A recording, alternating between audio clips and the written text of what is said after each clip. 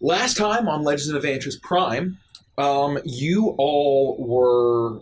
It was the final assault of the forces of Svarog, led by Duke Grudo, the Fire Giant, leader of the Fire Giants, against Maka, the Wood Elves. The Thorn Mother of Area, Blooming Crown, had said some command word activating the blight in the brains, or the heads rather, of all of these treants, rendering them inert, leaving the primary defenses of Maka completely useless. Very shortly, the fire giants smash through Duke Grudo, being protected by these shield maidens and war machines and hellhounds, and really protecting him as they march their way into the city, smashing Elder Cragglebark away, but not killing him. As they plan on what to do, Vandris heard some cracking, some shaking, a massive beam of moonlight, as the Thorn Mother called for the phrase "moonfall." As the party had encouraged a lot of people to flee, a lot of the elves to flee, as the fire giants crashed in, and with that. With that, however, she said the word moonfall, that it didn't matter, that it was Arlon's time to fulfill his destiny.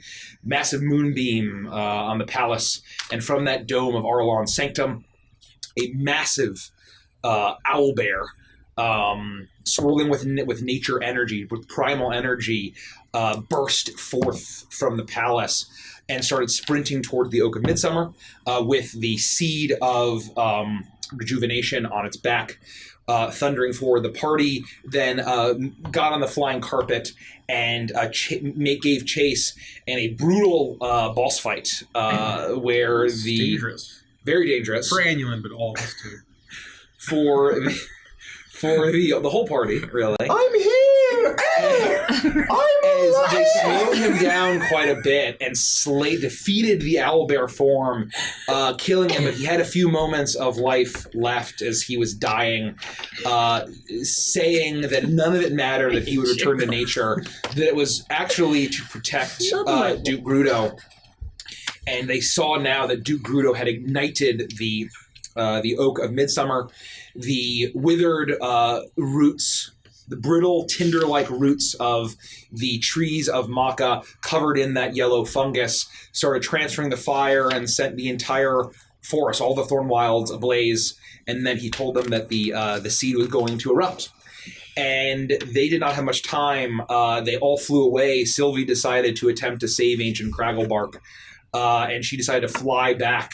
And as she tried to lift him, as the party escaped on the flying carpet, the seed exploded, and a massive eruption of brown mold, igniting an entire burning forest, almost instantly coating the entire region in flesh-devouring, energy-sucking brown mold, killing all humanoid life in the entire Thorn Wilds, and giant life, and absolute mass genocide. Party narrowly escaped, the party minus Sylvie. Sylvie was consumed herself. The party then saw below as Vareya, the Thorn Mother, claimed her prize from the corpse, the skeleton, his flesh picked clean, the skeleton of Duke Grudo, the hammer of the First Forge, as she took it up and descended deep into the earth beneath the charred remains of the Oak of Midsummer. They then joined Orpheus and found ancient Cragglebark cradling the skeleton of Sylvie Flickerwicket.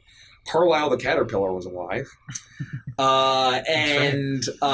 They took up her skeleton, all of her items that did not get destroyed in the blast, and wrapped it up gently. And it was then where Lumi poofed in to the oak right at about high noon, and said that Titania was going to welcome them I was going to save them, that it was all part of the plan, that Vere had to be stopped, and that the time was going to move slower in this version of the Feywild. And so she led them through a Fey crossing and to the brilliant Court of Summer, actually JK. It got swampier, and they went into the Mercandraw, the massive, sprawling swamp that surrounds the Feywild. And it was there when they arrived. They saw a massive lumbering shape approaching as a hut on chicken legs approached and settled itself in. Anything else I missed? Any questions? Have we seen the hut before? Yes. Once, right? You have all seen this hut, and I guess I'll go into my description as I try to find my document here. The old Shadowfell, eh? And if you need music, feel free to slap that on as well. Yeah, I have the sounds. Rich just over here casually saying, Mike, do your fucking job. No music, no play. Oh, no. That's the old one. Oops. You mean the one that you have handy for when Nikki comes running up the stairs? I didn't bother waiting for updating it. my stream deck. Like, I'm just, Okay, I don't. You know Okay, what I keep mean? your secrets. Look, I've been fooled enough between Derek, okay, and Nikki. As you've seen this hut, this leaned, ramshackle hut of thatch roof turns and swivels around at the level of the still black swamp water, just a few small ripples, or large ripples, I suppose, making its way out from around the base of the hut. The door opens, and as it finishes opening, the wind starts howling and blasts. You hear all the trees groaning and creaking around you, and as soon as the door finally lets out gets to fully being open, you hear a blood-curdling shriek from the hut as it blasts you, as all hell is breaking loose around you. What do you do? Is it like loud enough that we can't hear each other? Like if I like shout to You can. It is absolutely cacophonous. You hear just the shrieking of the hut as if it is screaming itself. The wind is howling. The trees are groaning and creaking. Orpheus is there? Yeah. Okay. Oh dear God! Are we able to get in the hut? Does it feel like the wind is blasting us, or like we can walk Is it towards coming it? from the hut or? No, it's all around you. Oh, okay. All around you. Do we recognize the screams? I would say no. It just sounds like just some strange shriek as it blasts you. And Orpheus is covering his ears and saying, "Well, this was not what I expected. Why did you trick us, Lumi? I should have suspected this. This is part of the plan. We don't have any other choice. We have to get in the hut. Go, and we'll hustle into the hut. I'm looking around at them like, what? Come on! I'll grab you by the wrist. We're not staying in the swamp. As soon, and you Go in the know screaming that there hut. is a good number of, it's a good distance out into this dark swamp water where the hut sits. Its door now open, and as soon as you take several steps forward, silence falls. The wind immediately dissipates. The screaming of the hut stops. And as you approach the hut, or at least the bank of this patch of swamp mud that you're on, you see some rippling in the water. And then a dark shape and shadow slithering beneath. As you then see the surface of the water breaks and parts as the form of a massive snake of sickly browns and grays slithers out, and you see it's no head, but just a tail slithers out and slaps sickeningly on the shore, and then snakes out, and you see a winding path to the hut as the snakely body rises about 5 feet out of the water, dripping with the putrid, stinking swamp water. Well, If this isn't an invitation, then I don't know what is. We're going to walk on this snake into the hut. What else did you expect? The hut has come all this way, very graciously, opened his door for us, and then just laid out some snake sidewalk. I look at Lumi. Did you see this snake before? Is that how you got in? Does any of this look familiar? No, I saw Titania, and I didn't think there would be this many snakes. I mean, one snake, I wasn't expecting any snakes. I'm not angry, but I do want to say, this is like the third time you've made a mistake like this. You keep tricking yourself and us. Why does this keep happening? Maybe Titania's in the hut. I mean, that really stands. I don't know why someone as powerful and wise and all and amazing as Titania would do that. Doesn't really make any sense. But Lumi, maybe I would bet you every gold piece I've ever laid my hands on that Titania's not in that hut. maybe she's behind the hut and she's waiting, and it's gonna be surprise. It's a surprise party. No. It's your birthday. No. Is anybody's birthday here? No. Orpheus looks at you, Vander, says, like, Vander, you may not be mad, but I am mad. I feel like everyone is out duping me when I was your main antagonist. And you guys weren't really tricked by anything. It was kind of very straightforward. And now as soon as I join the party, everyone is just suddenly just tricking us and duping us, and we're just a bunch of fucking fools. You're not as clever as you think you are.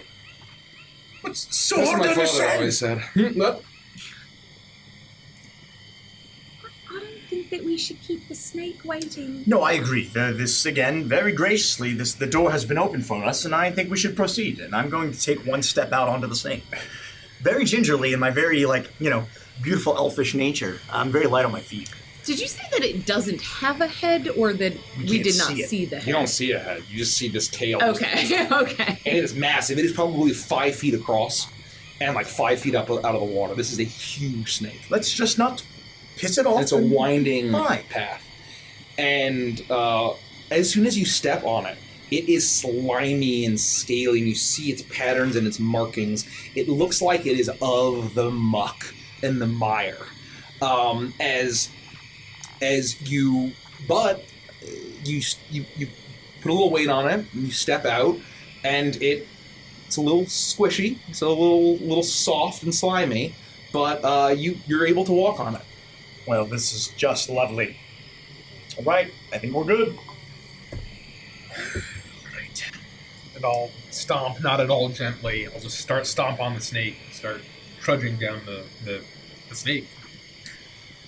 As you all trudge on the snake, Lumi kind of flutters aside you and says, are you sure it's not anyone's birthday? Are you sure? Is Titania here? I mean, she made very specific instructions, and if she's waiting for us in the summer court and we don't show up, she's going to be so mad. Birthday? What does birthday have to do with anything? And does this look like the court of summer to you? But then what if Titania's in the summer court and I don't show up with you guys like I promised?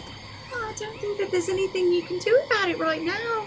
We've gone somewhere else, so we have to just be where we are and Right. figure out what's happening. I hate to break it to you. We're tricked by her. Do you know who Baba Yaga is? I mean, I know who Baba Yaga is. I mean, we saw this hut before. I know, and that's because Sylvie was actually, yes, I do. You were tricked like she was. Sylvie, I mean. All right?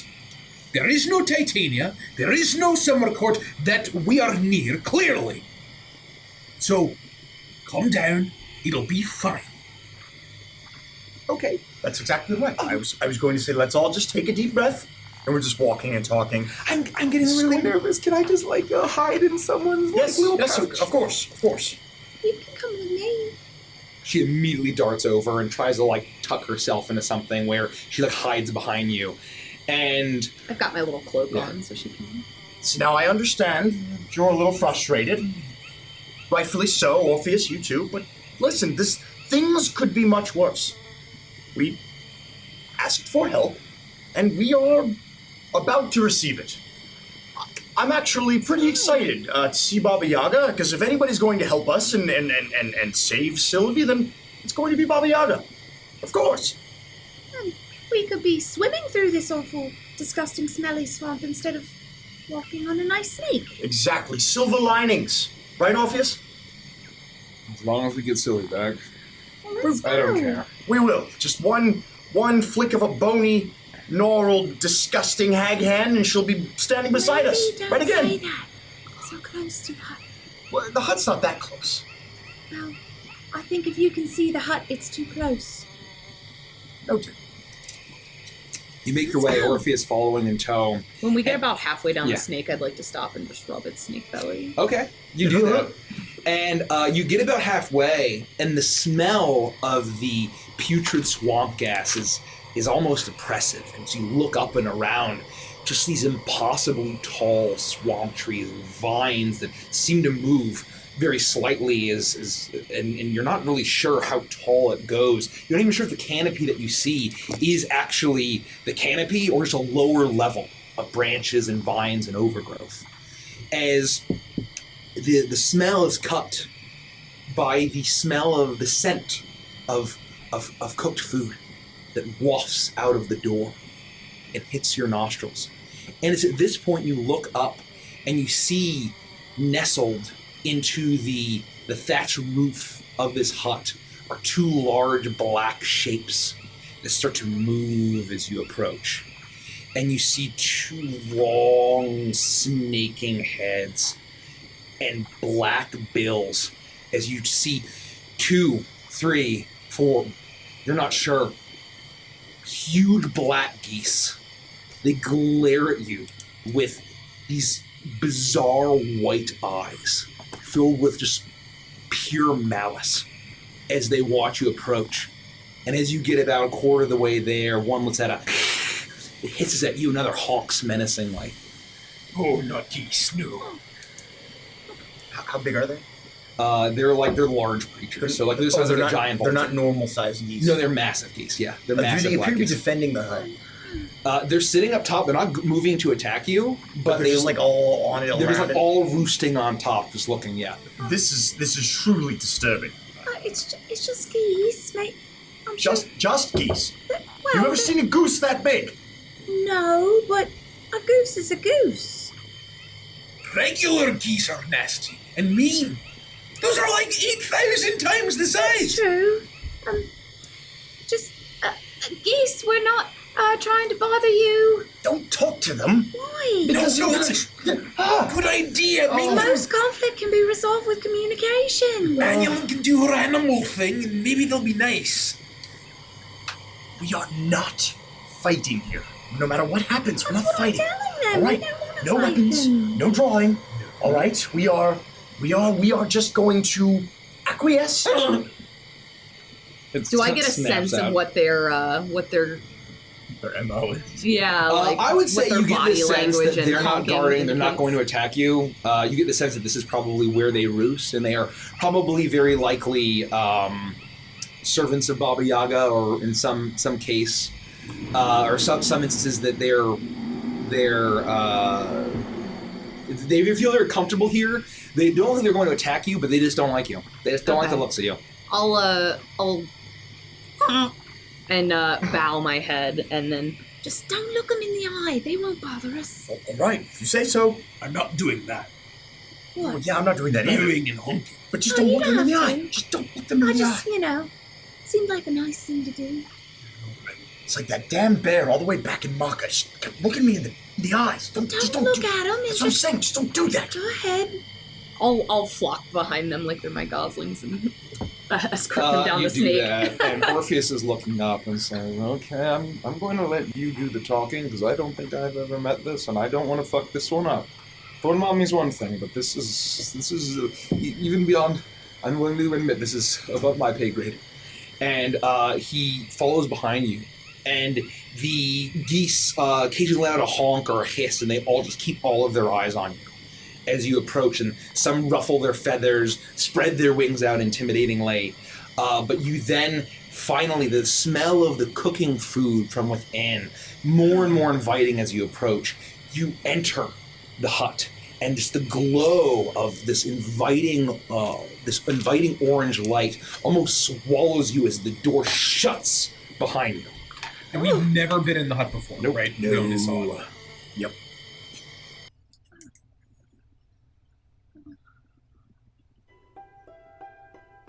Smells good in here.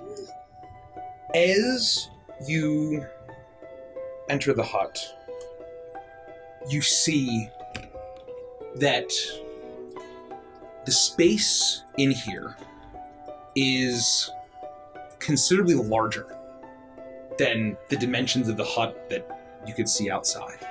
It's still a single room, but you see to one end that there's a wooden door going off into another room when you saw the entire thing swivel around, and there were no other rooms.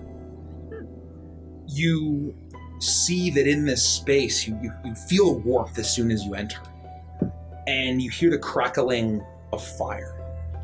As on one side of the room, you see an ancient clay oven. Beside it, a large wooden bread paddle that seems to be singed with soot. Something is inside, baking or cooking or roasting. As you see at the other end, there's a large fireplace on the flames, crackling, with no wood within. You see a cauldron that's bubbling and boiling with some strange white liquid. Around the walls, you see shelves lined, many filled with ancient-looking tomes, the scratchings of languages that you don't understand. And all over you see the strange knickknacks and artifacts and relics all over the space. You see a wooden totem carved into the shape of a pelican with a bill filled with wriggling fish and seashells. A set of what look like bagpipes from the multicolored digestive organs of strange creatures. You see the skull of a huge crocodilian creature with gems encrusted throughout. A wooden cage with a chattering sprite of some kind with chicken bone wings. You see, mounted on the wall, a set of 3 war horns that are unnecessarily spiraling, each one larger than the last. A spool of thread shimmering in silver. A rounded green bottle filled with plump red toadstools. You see a cluster of feathers that seem to be alight with varying shades of teal and yellow. You see a set of nesting dolls that seem to be the same woman, just getting older as the dolls get larger. You see a jar with a live toad squirming about within. On its back, bulging out are human-sized eyeballs. You see a thorny bush with a single blue rose growing from it. And then you see a ticking cuckoo clock on the wall that actually seems to be quite nice and regular. But then you hear a gong and the hour strikes and the cuckoo shoots out and says, "My baby, please, my child, no!" And then shrinks back in. And you see, I have to go. propped up against one of the cabinets, is a rickety-looking broom that seems to be made of birch. And then you see what looks like a huge stone basin, deep and tall, with a tall rim. And propped up against that, so it looks like a large wooden pole with a bulbous stone attachment at the head. And you see now, as your eyes adjust to the space, the smell of herbs. And you see now hanging from the ceiling are all sorts of strange plants, some dried, some fresh, Some glowing, some dark. They all look like from all over the Feywild, all over Avantris, beyond.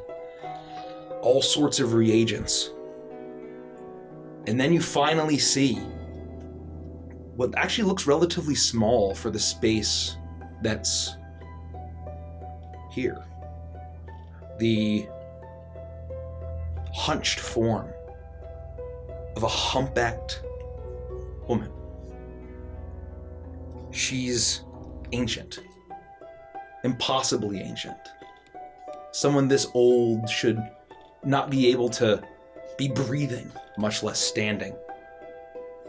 And you see a gnarled hand that looks more like a hook, a series of hooks, gripping a long ladle as it dips into the cauldron, to the bubbling white liquid. She takes a spoonful, a ladleful of this steaming concoction, and she brings it to thin, brittle lips. As she parts her lips, the liquid splashes past sharp iron teeth that seem to be filthy and filled with flecks of meat and flesh, and you're not sure, maybe you don't want to know what that kind of meat is. She turns to you and appraises all five of you with dark, beady eyes, looking past an impossibly long nose that goes out half as long as she is tall, covered with a great number of warts, hairs jutting out from each one, a prominent pointed chin beneath her face. You see now that there are bony legs with knobby knees protruding from a patch-covered blue dress with a tattered red shawl. Her stringy white hair is kept beneath a worn brown headscarf as Baba Yaga looks at you, opening her ancient, gnarled mouth, and says, "Are you here of your own free will, or by compulsion, my good youths?" Our own free will led us here. At least, I'd like to think so. Maybe to clarify, we didn't mean to come to the swamp, but then when we got here, we did mean to come into the hut. Does that help? Maybe I shouldn't talk. Her beady eyes narrow, and then she turns to you, Vandris. The eyes scan over to you.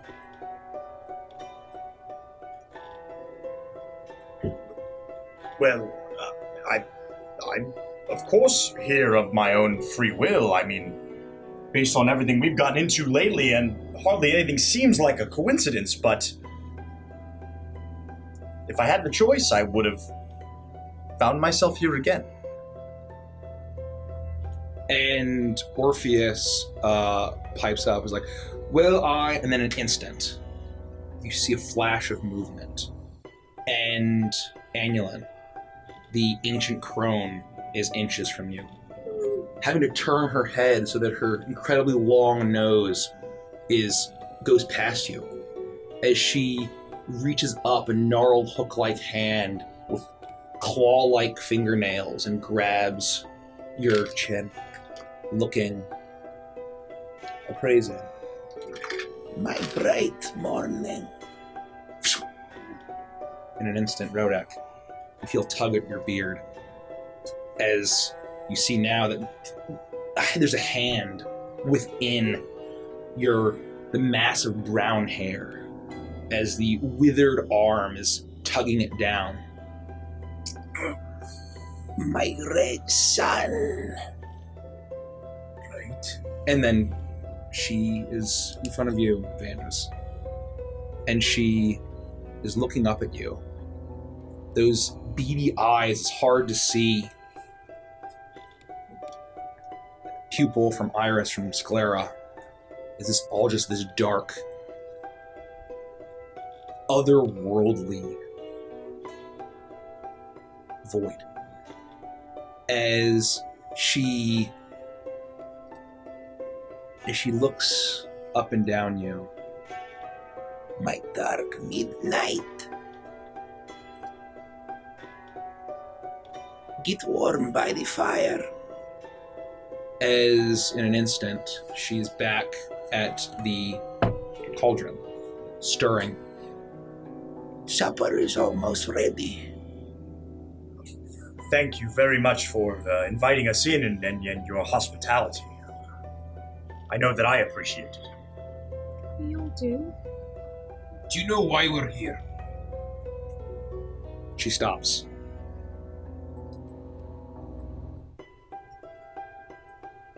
You tell me, my child.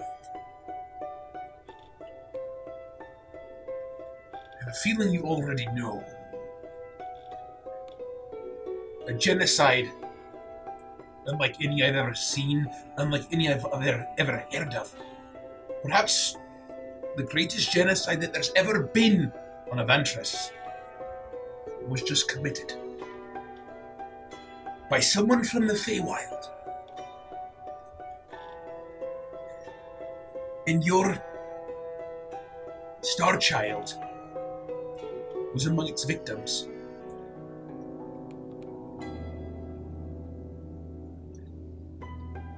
I thank you, my great son, for bringing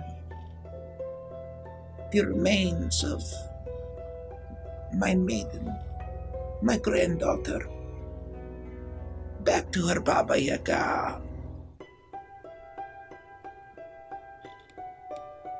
I felt the moment that happened.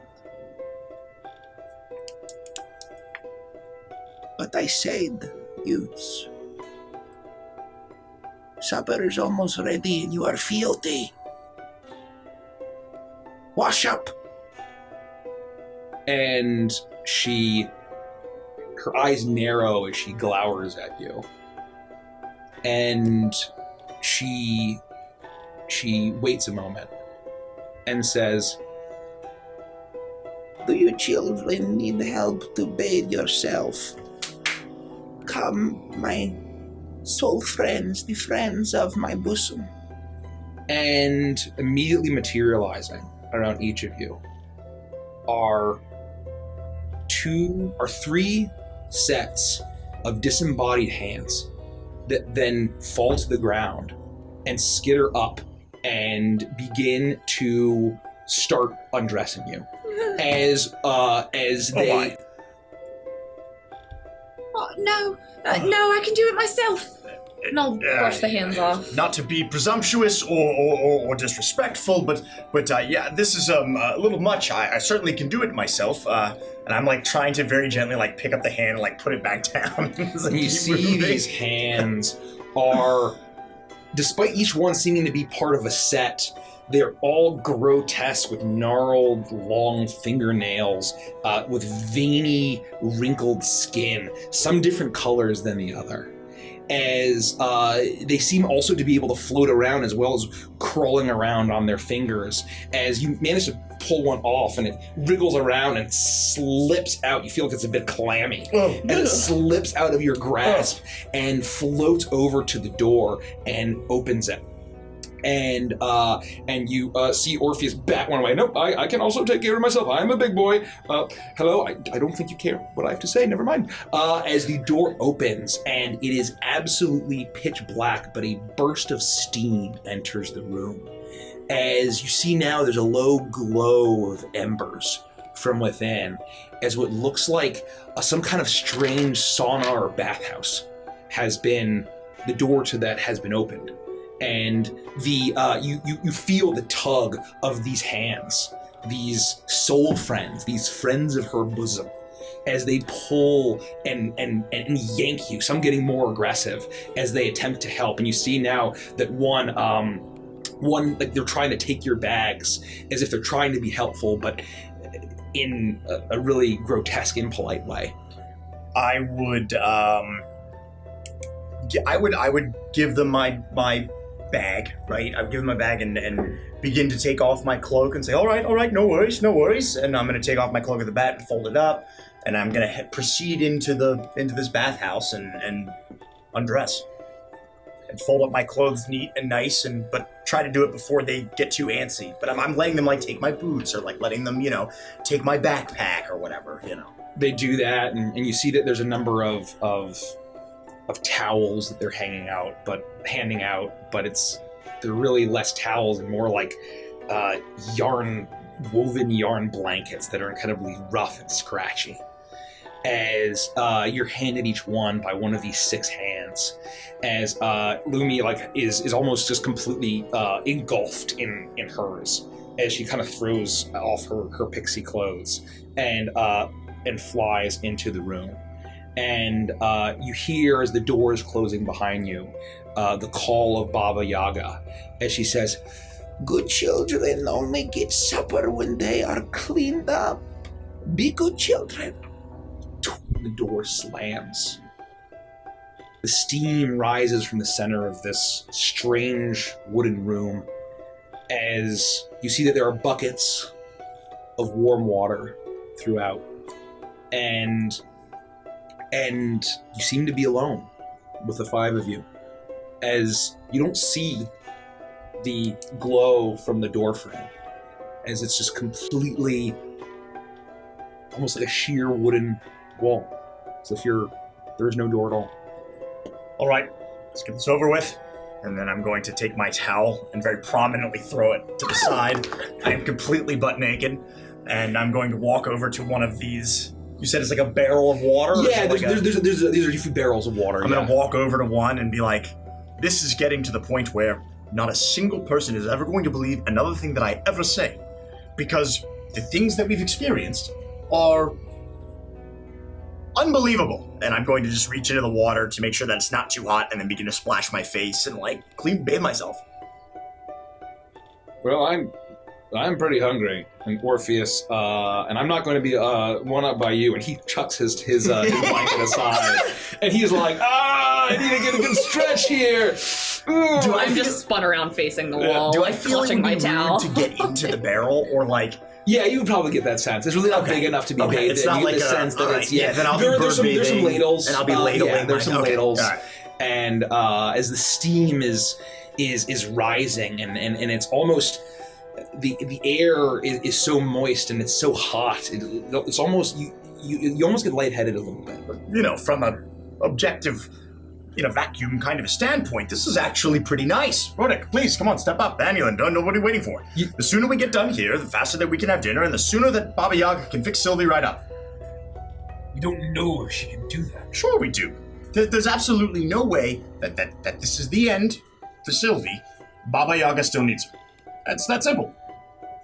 I'm still in full clothes and armor. Yep. Totally. Yeah, you managed to bat away all of the soul friends. As you see Lumi, as she's looking, and she closes her eyes like Anulin, she looks up at Anulin, and then closes her eyes, and then it's like... I mean, do you want to eat or not? I'll walk up to the water, and I'll just sort of take a handful and just sort of wash my face with that, and kind of run it through my beard, and comb my beard a little bit. Rodek. Good children don't get dinner unless they're clean. I'm clean. I just wash my face. I'm fine. That's only like maybe 10% of you. And I don't The think nose it's is probably the part fine. that smells right now. I'll take off my gloves. You didn't my even take your bag. gloves off to wash your face. Nope. I'll take my gloves off, and I'll wash my hands. Is this enough? Completely naked, I'll stand with one shoulder on the barrel and kind of cross my legs and say, face the other way, boy, please? Here's the thing, Rodek, I don't want to make you uncomfortable, but I also don't want to be rude towards Baba Yaga. We should be doing what she asks of us, since she so graciously allowed us into her home. And I washed. I did what she asked. She didn't specify to what level we washed. My hands are clean, my face is clean. I will eat with my hands, and I'll bring the food to my face. Both clean. Right. I looked at Orpheus, I tried, and I'm gonna go get my super horrible scratchy wool towel and begin to towel off with it.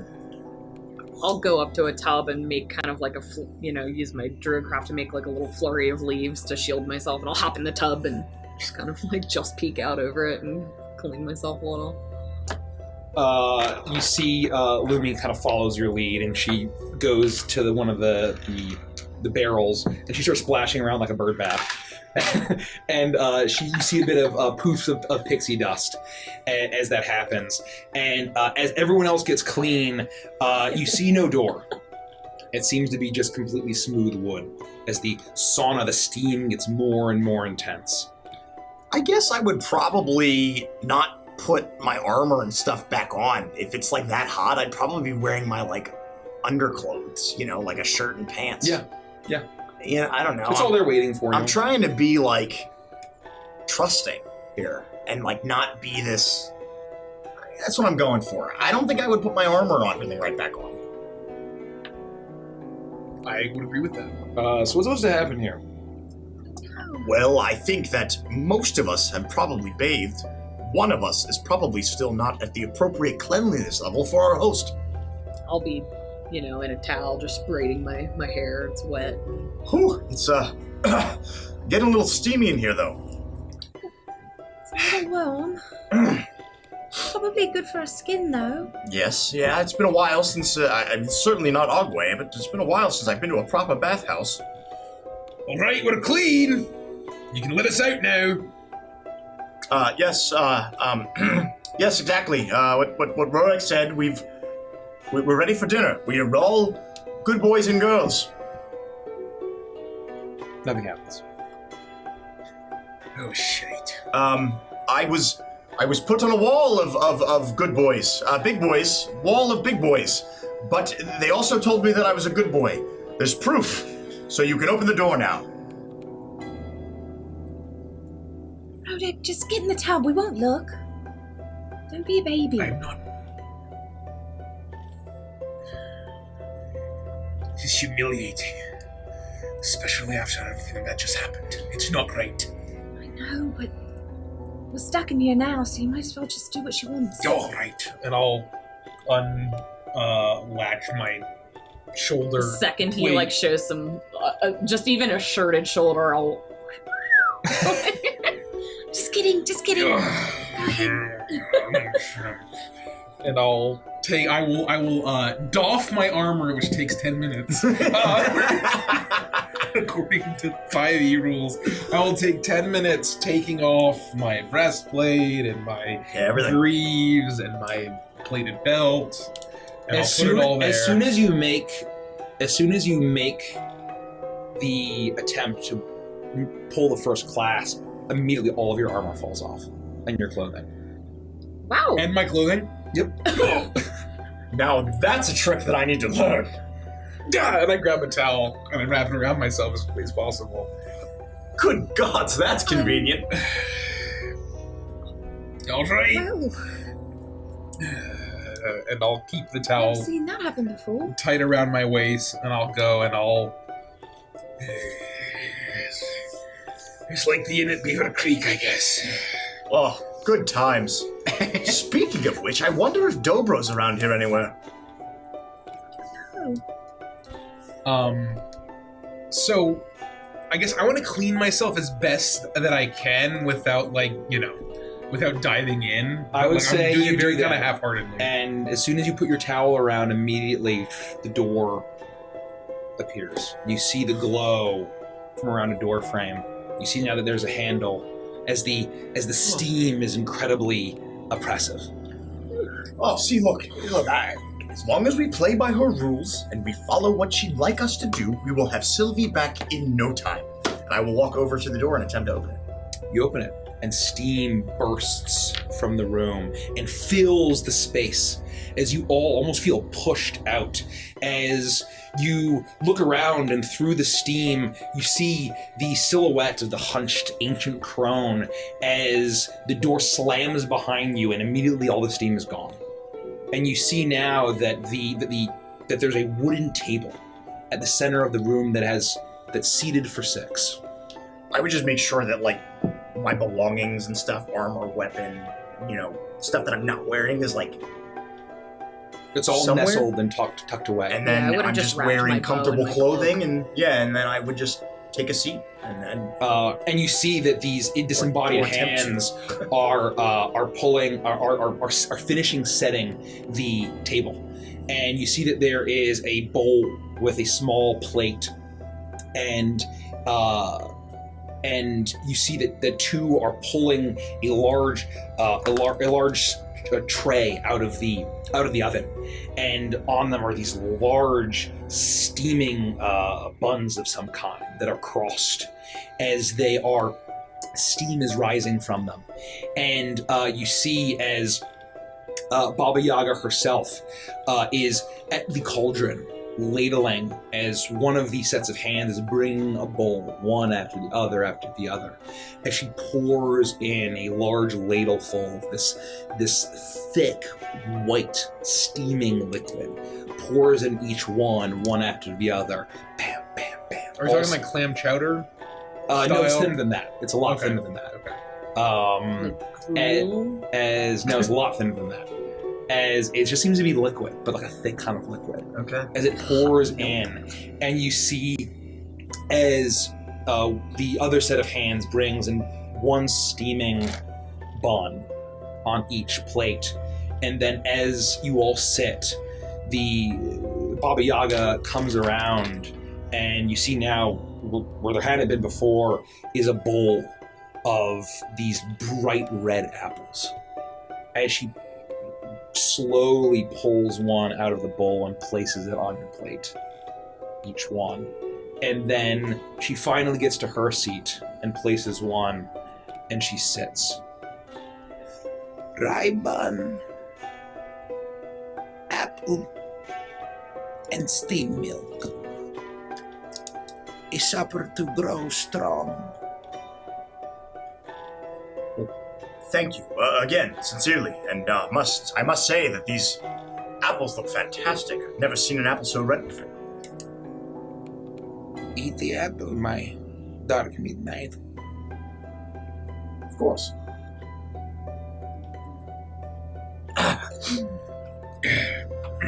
Are there utensils? I'm trying to be polite, but They're just a spoon. there's just a spoon. There's a spoon. Well, all right. Eat the apple. Eat the apple. Eat the apple. I pick up the apple and I look at it, and then very, very like to myself and under my breath, I steel myself. I go. I take a big bite of the apple. You take a big bite of the apple, and juice bursts as soon as your teeth meets the skin, and you bite into it. It is the juiciest, most flavorful, delicious, sweet apple. You feel like if you could, you eat a whole bushel of these apples. Oh, this is unbelievable. I mean, this is better than the fruit that we found in Martha. You ate a lot of that. I did. Like a lot of it. I eat a lot of these too if I could. I'll pick up the rye bun and like break a little piece It's off. crusty, and as soon as you break it, the steam rises out, and it's this beautiful, fluffy bread within that looks absolutely delicious and inviting. Oh, it smells gosh, as good as look it at that looks. bread. I'll put an apple down, and I'm gonna dig into the bread too.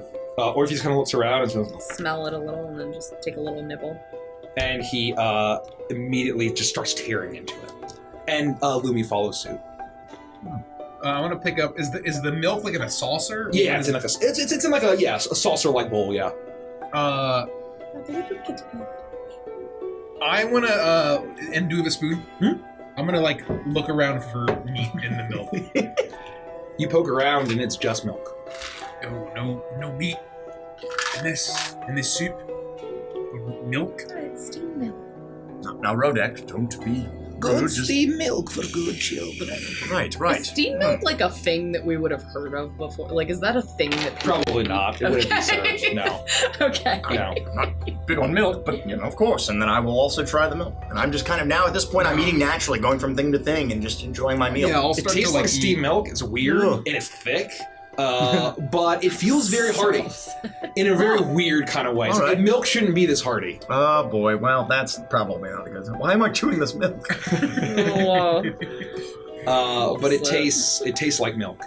as you see Baba Yaga is just folding her bony claw-like hands as she just observes you with her beady black eyes, her long nose just soaring over her untouched plate as she looks at all of you finish. Does she have food in front of her? She does. Well, I feel as though I may be repeating myself, but thank you again, sincerely. I mean that. This was lovely and much needed after the trials and tribulations that we've been through. Yes, thank you. You've all finished your supper. Every plate clean. Every morsel consumed. Oh, of course. I couldn't have another bite. Over, and she claps again. Immediately the hands materialize and start pulling things away. And she then looks around at all of you and says, You know why you are here. Yes, of course, absolutely. You have a plan. The answer was no, child. You know part of the reason why you are here. Well, we're here for Sylvie. I mean, that's the important part. It is the important part, but every part is important. It is all critical. Every single thread of the tapestry is woven together and has been for as long as thought was thought, and before that. All right. We don't know why we're here, but we know you're behind it.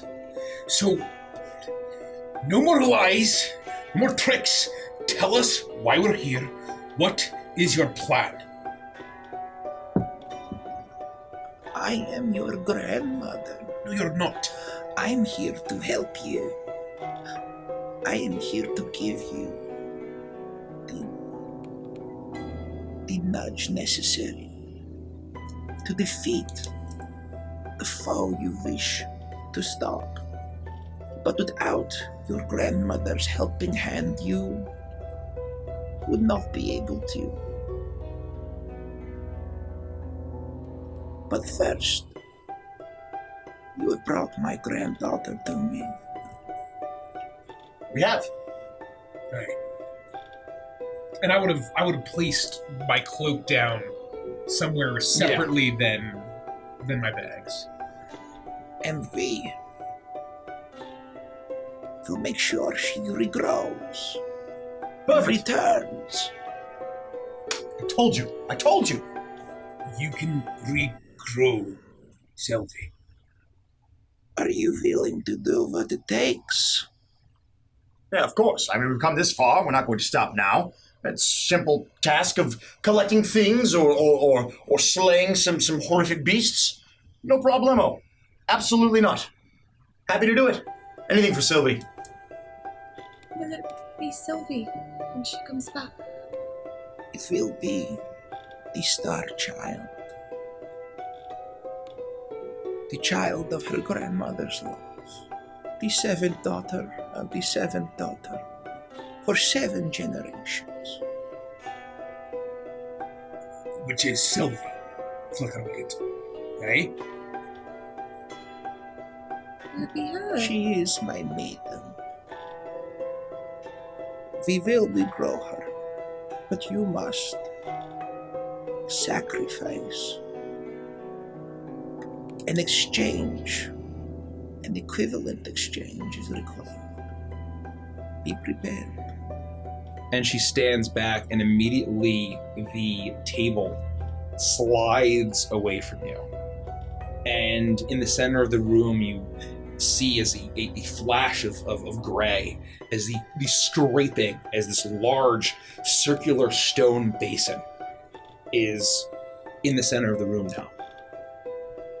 Well, I mean, again, I would do anything for Sylvie, but It sounds like she's a very special person. I don't know how we will come up with I mean, there's no replacement. There's no... What could possibly be equivalent? There is no replacement. But she will be regrown out of the soil of this place. The soil and the decay of her Baba Yaga. You keep saying regrown. What do you mean? Like a plant? Like a mushroom? We've seen rebirth. It is the natural part of life. Spring is nothing but rebirth. You are sitting and breaking bread with one who has been reborn himself. His flesh burned away, like Sylvie's was devoured. Her blood is gone. Her flesh is gone. The power within of a star child. Such a pity.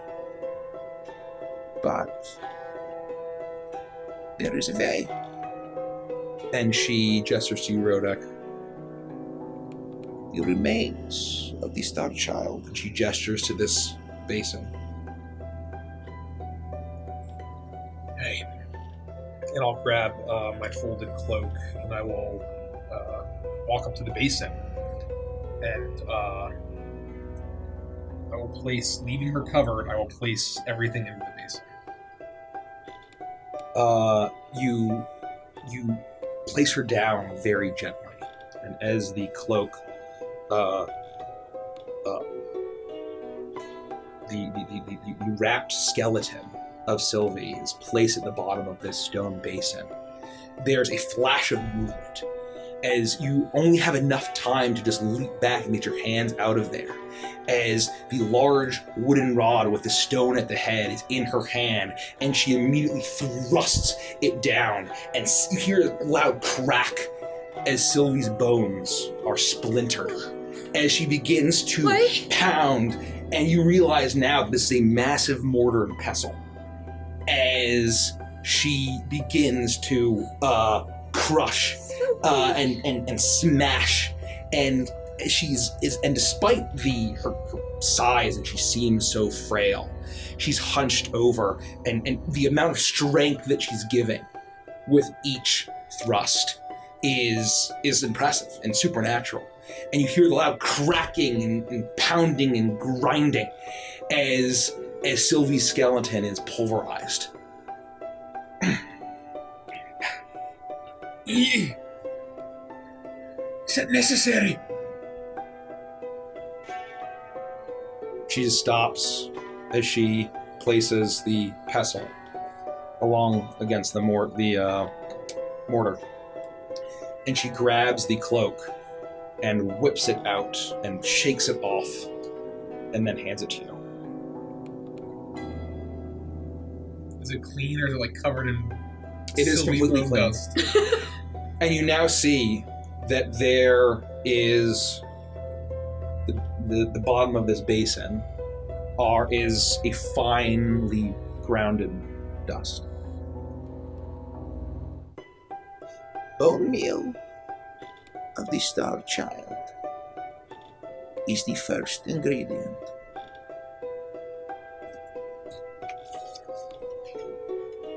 It's called bone meal. Alright, what's next? She looks at all of you. And there's a flash in her eyes.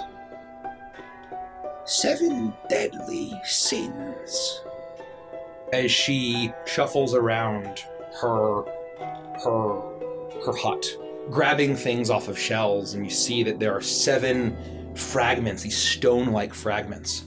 As you see that they seem to be bits of what look like tombstone, with ancient etching in each one. She throws in all 7 fragments. They seem to be of different states of weathering and fragmentation. but each of them has some sort of strange markings as he throws in all 7. And with another swift motion, and she starts smashing it. And you see now that these bits of these tombstones are being broken and pulverized into a meal. And then she stops and places it and says, 7 ways to win. She goes around her hut and she's pulling out. She opens drawers from chests that you didn't see were there, and you see that she then arrives back at the mortar, and there's 7 coins, all minted with strange markings and symbols, some perhaps from Evantris, some from all over the world, some perhaps from beyond. And they each hit the stone of the mortar with a loud reverberating clang as they all fall in. 7 holy paths to hell. And immediately she's back around. And you see she grabs what looks like a little statuette. One looks like an amulet. One looks like, one seems to be a handful of spiked prayer beads carved out of a red stone. And you see one as it seems to be a silver sun. And she drops in 7 of these.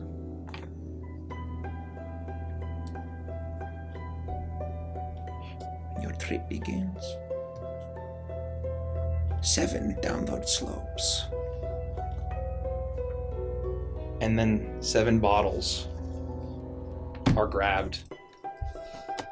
She pours one of dark brown, one of amber, one of pure black. Another you see 2 of bright purple and one of a lighter pink. And you see one of this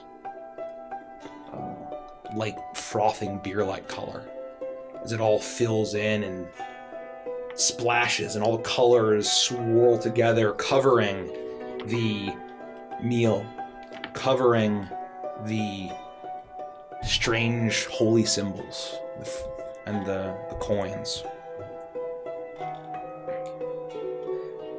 7 bloodied hopes. And she, in an instant, she's next to you, Rodek. And you see in her hand is that gnarled chicken foot that Sylvie had on her person. And with a swift motion, she grabs your arm and into your wrist. She sticks the talon. You've been facing heaven. You were lost and left alone. But you're welcome to my home. We've found another heaven. It is you who will take my hand. She tugs. Come into the promised land. She releases you as you see, you haven't seen this since Madame Zosha's hut, as the blood fills in the leg. And those words sound familiar. Yes. Right? Yes. From the reading. Okay. Immediately, Aniel, you feel a tug on your wrist. She looks at you into your wrist as she drains the blood. You will watch the world exploding every single night. Dancing in the sun, a newborn in the light. Say goodbye to gravity and say goodbye to death. Say hello to eternity and live for every breath. She lets you go. Vandris, you're immediately grabbed. You feel the sharp sting of the talon. Carry all those phantoms through bitter wind and stormy skies. From the deserts to the mountains, from the lowest lows to the highest highs. And you see in a flash of motion as Orpheus is trying to take a step back, as immediately it's like, oh, and feels the chicken foot enter his wrist as she stops and she looks deep into his eyes. The lenses inside of you that paint the world black, the pools of poison and scarlet mist that spill over into rage. The things you've always been denied, an early promise that somehow died, the missing part of you that grows around you like a cage. And he stumbles back and his eyes are just wide. And then you feel a rush around you, Annulin, as you feel the graze of the incredibly long nose of Baba Yaga as she just grabs Lumi in her hand. And you see you're trying to struggle out of it. And you see that that Baba Yaga takes the talon and stabs into Lumi's side. As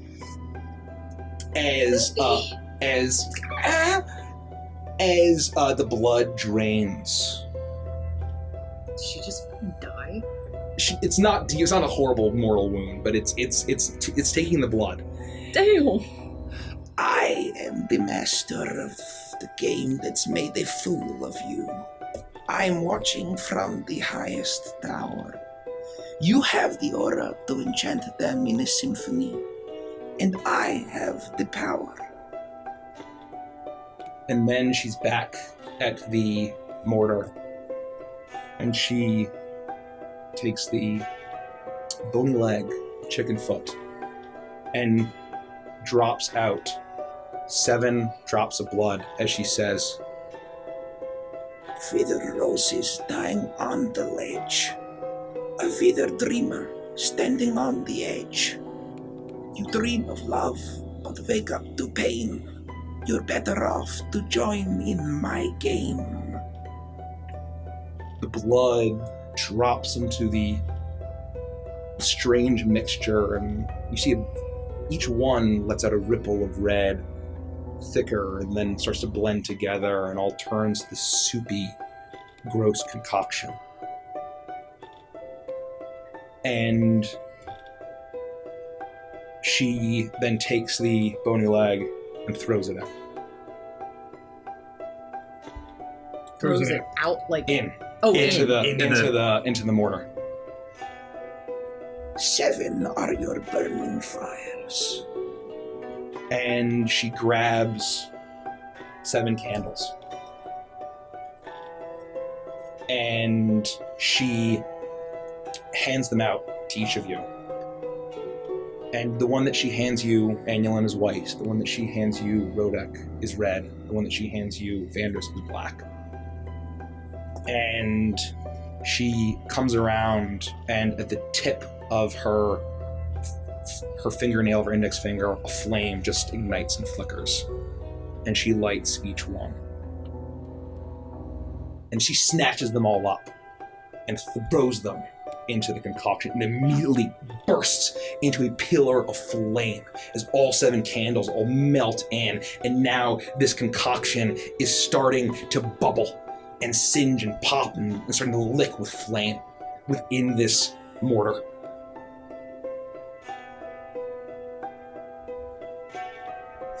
Seven, your desires. Immediately, you see a bit of movement from the things that you'd placed down, Rodek, of Sylvie's things. And flying up from the pile is Sylvie's tome. It flies out, unlatches, and you hear 7 rips as 7 pages all rip out and hover in front of each of you. And then, as if on command, from all over the hut, 7 different quills all fly up, and 5 in front of you. And you see as Baba Yaga takes 2 of them, writes something,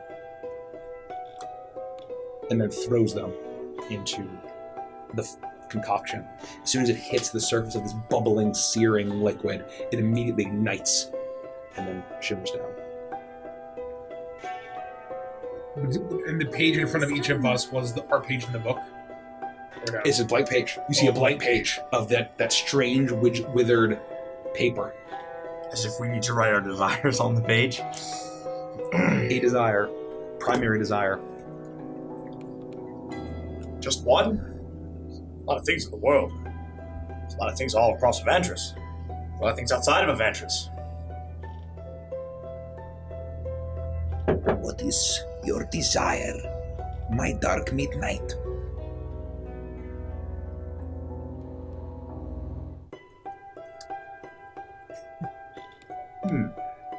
Mouth is just covered in ink. Orpheus hesitates. This isn't a contract. As he writes in a script and he points it, he folds it up, throws it in. Lumi takes the quill and she's still like holding her side, but the bleeding has stopped. And she's wincing as she takes it and writes something and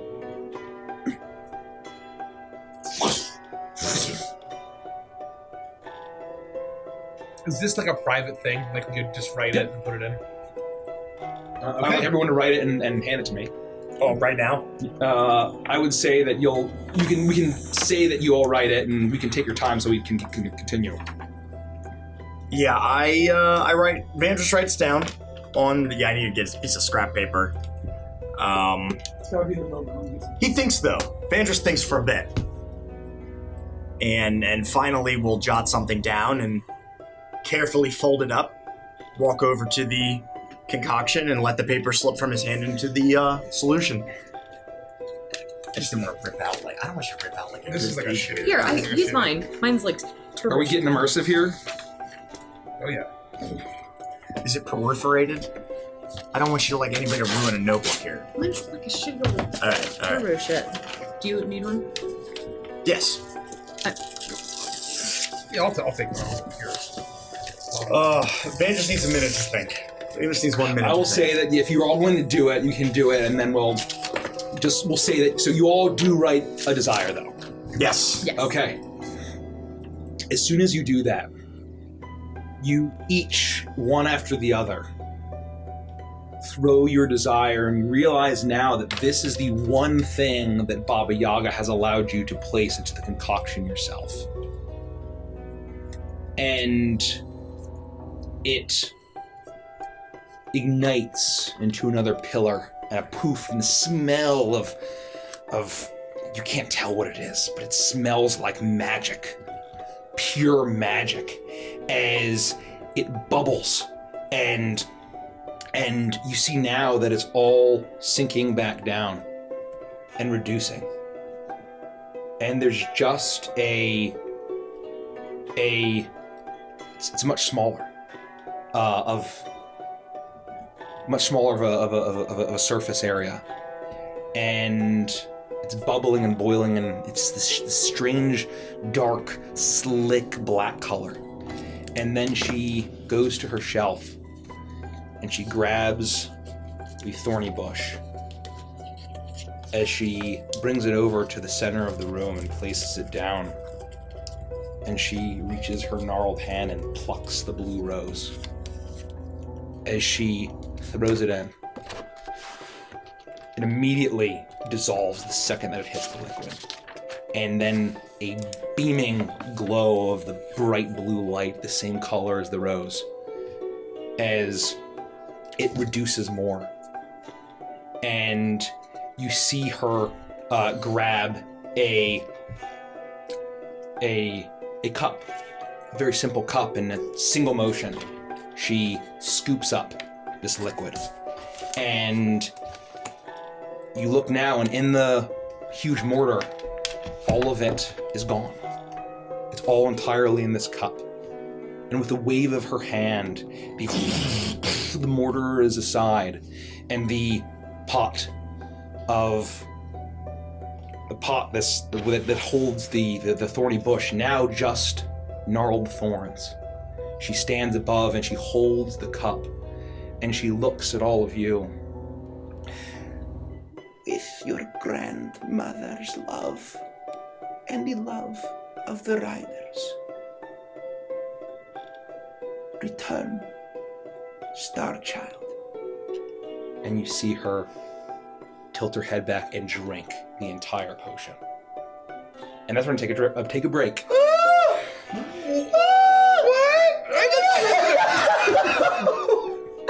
pour it on the bush. Yeah, that would have made sense. I thought we were all gonna drink it. Baba Yaga finishes drinking the concoction with a loud gulp. It's a bit of fluid drips down her chin disgustingly. As she raises it to her chest level, you all begin to feel incredibly sleepy. And you realize what was in that food we just ate. As you all, your vision gets clouded.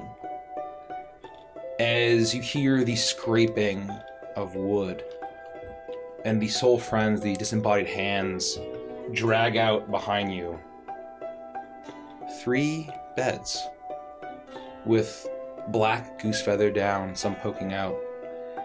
As Baba Yaga stands in front of you and you look to either side, Orpheus is already passed out and Lumi is sleeping peacefully.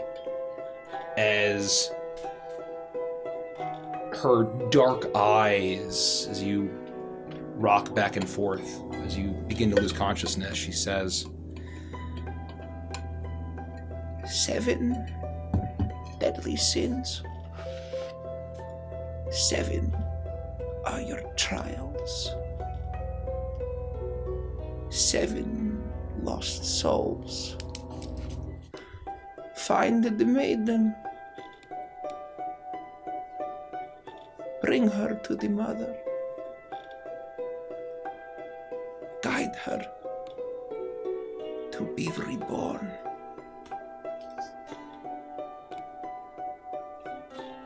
As you all fall back one after the other onto the bed. You don't even feel the softness of the bed as consciousness leaves you.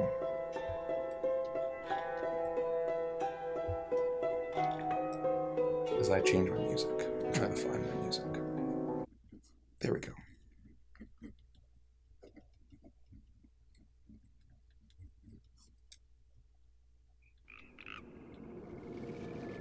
And as consciousness, as your eyes fade, you hear in your voice, 7 daughters. 7 daughters. 7 generations. 7 deadly sins. Speak to the sin. Speak to the souls. And my maiden will return to me.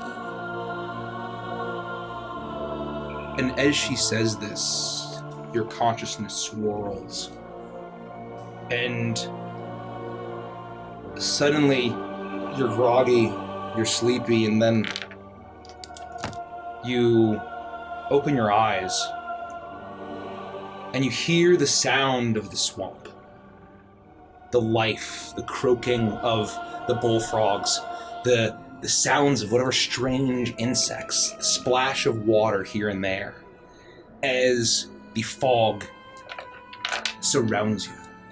It shrouds you. And you realize now is you can't look much more than 5 feet beyond you, but you see now that all three of you are standing. And you look around and you are yourselves. But Rhoda, you look at Annulin and Vandris, and what they had been wearing and what they have had on their person are totally, they're gone. You see Annulin and her clothing, her skin, everything about her is a shimmering white as she radiates with a soft glow. And you look at Vandris. Similarly, his entire body is clothing, and you look at him and he's just this inky black void. And you then look at yourself, and where there had been dwarven skin, you see the shape, but it's fiery red. And you all see this in each other. What is wrong with you? Is that you, Andres Fenelon? Yes, Right yes. here? Is yes. it a dream? Well, yes, I think so. I don't think there's anything wrong with us. I think that this is some sort of representation of whatever Baba Yaga keeps calling us. Our rider, as whatever type of rider we may be, it's some sort of representation. Surely. Right? I guess. For a bright morning, for a dark midnight, I'm a red sun. We're alright. We're alright. Unless she killed us, and this is some kind of horrible afterlife. Where's Orpheus and Lumi? We don't Good see them question. anywhere around. You look around. You look around and there's nothing. It's fog. It's thick, dense fog. But as you look, one direction there's a tiny speck of light far off in the fog. You're not sure, in one moment it's there, in one moment it's not. But you could have sworn that you saw something directly ahead or behind or wherever it is in this dense, thick fog. I don't think she killed us. I'm telling you, she needs us. That's why I know for a fact she was going to help Sylvie. She needs all of us, and she wouldn't willingly put us into danger that we can't handle. This is some sort of trial that we need to do our part to get her back. I think you're right. Some kind of ritual or something. Sure. I'll kind of pinch myself, and do I feel pain? You do. Feels like yourself. We've been through worse. Right. We've seen stranger things. This is fine. We can handle this. Do we have weapons? Nope. I'd feel a little better if I had my rapier, but we are fine. We're fine. You Hold said on. no? No. And I'm gonna grab Vandris on some bare skin part of his arm. Does he feel any heat or fire? No, it just feels like you're being touched by a friend. And does he just feel like He just feels like an elf, but it's just this strange. It looks like the night sky on an incredibly dark midnight. Rodek, you're worrying me. Are you cracking up? You all right? You seem entirely too calm about this. We have to steel ourselves. We're doing this for Sylvie. No, he's right. No, but... Right, well, we can't just stand here then. Do we Right. go follow that light? Something about spirits, right? Where We was heard something about talking to spirits. Yeah. We talk to the spirits, we get Sylvie back. Alright. Seven sins, 7 daughters, 7 souls. Potentially. I think that's what I heard. We've got no other hint. We head for the light, and we'll deal with whatever we need to deal with. I'll look out again. Do I still see it kind of flickering around? I would say very occasionally it'll get swallowed in the fog, and then you look very hard with your elven eyes. You can see little tiny, this bluish green light that seems to just be hanging, not hanging directly ahead. Let's head that way. That's the only thing that I can see out here. Right, All right. You lead the way. Stay close, and we'll be all right. Don't go too far. We'll lose each other very easily. You make your way through the fog, and you stay close. Are we walking in water or like? You make your way, and you step, and you feel that soft squish of the bog and the swamp. But you look down, and you can't see it. You hope that you don't plunge into the depths of the Mercandral. But as you march forward, you follow that light, and it gets larger and larger until no more than 10 feet. You see this, what looks like a shining, almost like a ball of light. It actually looks familiar.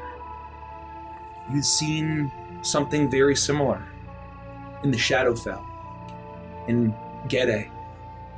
Those will-o'-the-wisps, the ghost lights that dance on the swamp. And you see this one is the shade of a greenish blue. And as you approach, it seems to just be kind of hovering. Despite it just being a ball of energy, it seems to have a melancholic presence as it floats in the air. And as you approach, you look into the light, and you see that it actually has a face in it.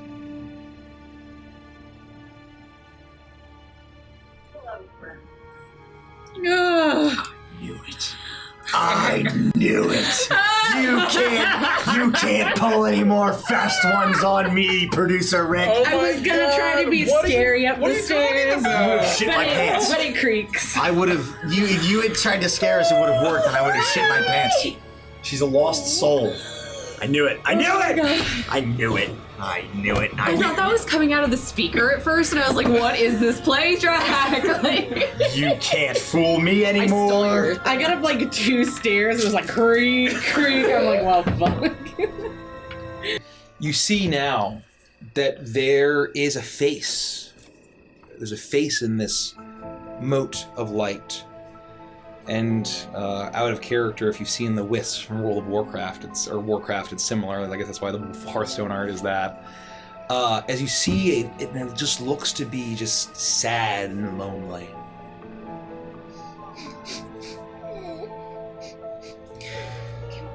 Wait a minute. Can you hear us? Hello? Who is that? Oh, of course that you! I'm gonna punch you in your kidney if you jump out of me! Sylvie, is that you? You're not Okra, who are you? It's Rodek. Who? You mean who? I Sylvie. mean who? Evangeline, this is stupid! I'm not playing this game! I wanna go back! Back where? I wanna go back to the furboat thing! I told you, Madame Zostra was real and she read all my cards and she told me I was gonna be special. Don't play tricks to me out here, I'm getting scared. No. Yeah, Sylvie, you're confused. What? No, I'm not confused, I'm not dumb. It's okay. No, you're not dumb. I know, duh, just said that. You know us, but you don't know us yet. What? That's I know exactly right. No, you're dumb now. She just doesn't know us yet. This is. She told us that this has happened before. It happened before we met her. Are you Okra, yes or no? Are you saying this is That is not a yes or no. time travel? No, I don't. Why are No. you making jokes around me? No. That's not what I'm saying at all. I'm sorry. Listen, Sylvie. Yep, that's me. We're not Okra? Is that what you said? We're not Okra. So are you Okra, yes or no? No, but we're friends. Okay, are you Evangeline, yes or no? No. Okay. We're friends. Nuh-uh. So I don't have any friends. my name's I don't know what Annalyn. that's like. What? My name's Annalyn. Oh, bless you. I'm Sylvie. You don't know it. In the future, you're going to know us, and we're going to be friends. Yes. No, that's know that- not true, because my dad said I'll never have any friends. Well, your dad's wrong. Uh-uh. Where are you right now, Sylvie? Well, I'm in the swamps run by past moi. Can you see us? Duh. Right. Are you able to move? Yeah, you want to see? Yes, please. I'm just gonna hop back and forth. 1, 2, 3, hop, 2, 3, Oh, frog! And I'm gonna rush off and try and catch a frog. Wait. Is Just- she just like off a to the still a corner. floating? And you see, it's a little moving moat of energy, of light, with and you now see that is Sylvie's face within. But a good number of years from the Sylvie that you just saw race off, and she looks to be no older than 16. Listen, I know Hey, that listen! I know that you said that you don't have any friends, but you can start now and we can be friends and you can come along with us. That's right. That sounds like a trick. How do I know you're not lying to me or trying to play a joke? Well, what would make you, trust us? Give us a test. Okay. A chew? Bless you. What? No, that's your name, right? Oh, no, it's Annalyn. Okay, that's what I said. Can you come here real quick? Yeah, okay. What's a good test to find out if you guys are, like, truthful and stuff? Don't tell them I'm asking. No, I would never tell. But, we know you pretty well. You do? We do. How? And I think that we could tell you things that you like. And if you like those things, then you'll know that we really do know you. But how do you know me? Shouldn't that make me scared? No, because you're Oh, really okay. brave. Yeah, totally am. Wow, no one's ever told me that before. I like it. Hey, excuse me, not Okra, not Evangeline. Are you listening? His name's Rodick. Ew. What do I look like to you? I don't know. What does he look like to me? He looks like Rodek, but made out of a blazing red fire. So horrifying. You look like this really tall. Because you're like 2 feet taller than me. You look like this really tall, like flaming stone boogeyman. And you stink too. So you That's can pretty normal. see me as I am right now. What kind of question is that? Why wouldn't I be able to? I don't understand. We're a little bit lost ourselves. Oh, me too. I brought my family in here so I could show them something, and you know what happened? What? I don't remember, but I think they left me here all to moan. Have you met anybody besides us since you've been in here? Yep, Who? frog. Anyone else? Nope. Right.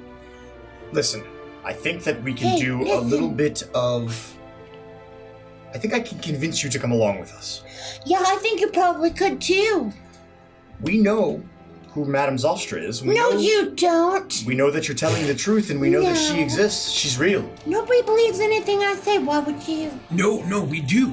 And we know that she called you, a moon child or a star child. Who are you? Who sent you? An object of your grandmother's love. That's Who right. are you? Who sent you? A Chew, not Okra, and not Evangeline?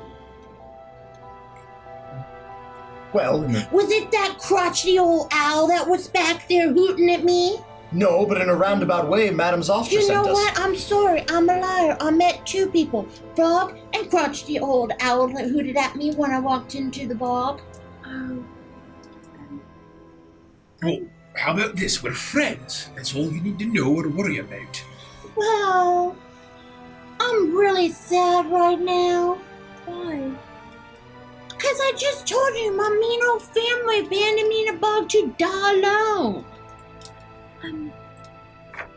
Wouldn't you be sad if that happened to you? I would, I guess I would, yeah. Well, why are we having this conversation? because we're here to help. What? Aye. I really like that, but I don't know what it feels like to like things, so I'm confused. That's all right. You can just kind of let it simmer. No need to worry about it or think too hard about it. Maybe we'll just walk together for a while. Okay. I really like your rapier. You're kind of dark and shadowy, though, and it's freaking me out a little Well, bit. it's freaking me out a little You're bit. like super edgy. I'm not. No, you are. I'm afraid you're I gonna am. jump out of the shadow and stab me. Well, I think Annulin was afraid of that as well at one point. It's fine.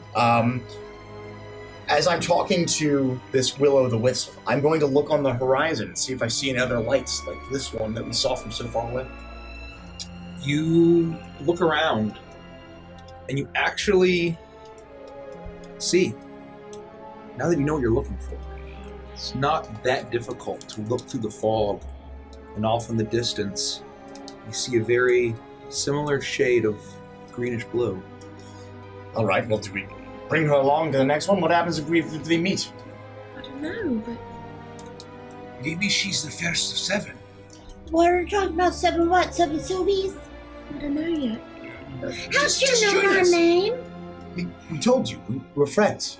I don't have any friends. Not You yet. will. But now you do. Yeah. It's kind of hard to explain. No, it's really kind of hard to understand, too. So, a Chew over here said that if I asked you questions... No, that's not what you said, was it? Well, I just think that we know some things about you. I like your voice. It's pretty. I like your voice too. Okay, you're definitely a liar and probably a ghost. Ow! No, she's not a ghost. We're not Sorry. ghosts. Does she have hands? She just bounces into you like someone was putting like a basketball up against you or a beach ball. You feel a beach ball just kind of bounce into you. Well, beach ball doesn't hurt. That did. She pinched me. Sorry, I have a nail. But I love you. Okay, Why don't you join us and we can find a way out of the swamp? every time you speak, the flames get bigger. You're like a Furno. Do they really? Do that. Wow, they do. Look at that. Yeah, the crackles. It's a little weird. You're a Ferno. Look at you. Fairness is what you mean. What? No, a Ferno. Fairness. Inferno. What? I don't want to go in a Ferno. Sort of the same thing, I You're guess. definitely not my friends. I want to make friends with people who don't get me. We know that you, we know that your family ignores you. Yep. I told you that just No, now. you said that your family left you in a swamp. We know that before that they're mean and that you have, oh, I can't remember the other Tell me names. something nobody knows. Your name is Sylvester. How dare you say that when people like Frog and that mean old crotchety owl that hooted at me when I walked in this bar can hear you? You really went for the extreme option right Why out would of the you gate. say that? Well, it's your name, isn't it? There's a dragonfly over there. But if that proves anything at all, it's that we do know you pretty well. It proves that you were sent your posters. No, we're just us. Poster. We're just your friends. You're a Ferno poster. I think you mean a fairness possum. If I meant what's a fairness poster? I don't know. You're the one that just said it. Did I create that? We know that you I really wish I had a giant book made of human skin that I could write down all my ideas in. Oh, that's a rhyme. I really wish I had that book right now. Someday. Are you coming with us or not? Come with You us. know, We can get to know each other better as we walk. this is the most fun I've ever had in my whole life. Perfect. So yeah, I'll go. Fantastic. Okay, which one of you's not Okra and which one of you's not Evangeline? All of us are neither of them. I'm Vandris. I'm Rodek. I will chew on those names for a while and decide when I'm ready. All right. Chew, would you like to lead the way? Sure. Thanks. My name is Annulin, though. Bless you. If you're chewing on things. All right, let's go. I would And I'll just continue to lead the way. point out the light. You See what continue to lead the way, and unlike this time, as you proceed forward, the light keeps. You feel like you never get closer to it, but you're very clearly moving forward. And as you make your way forward, you feel the air getting colder.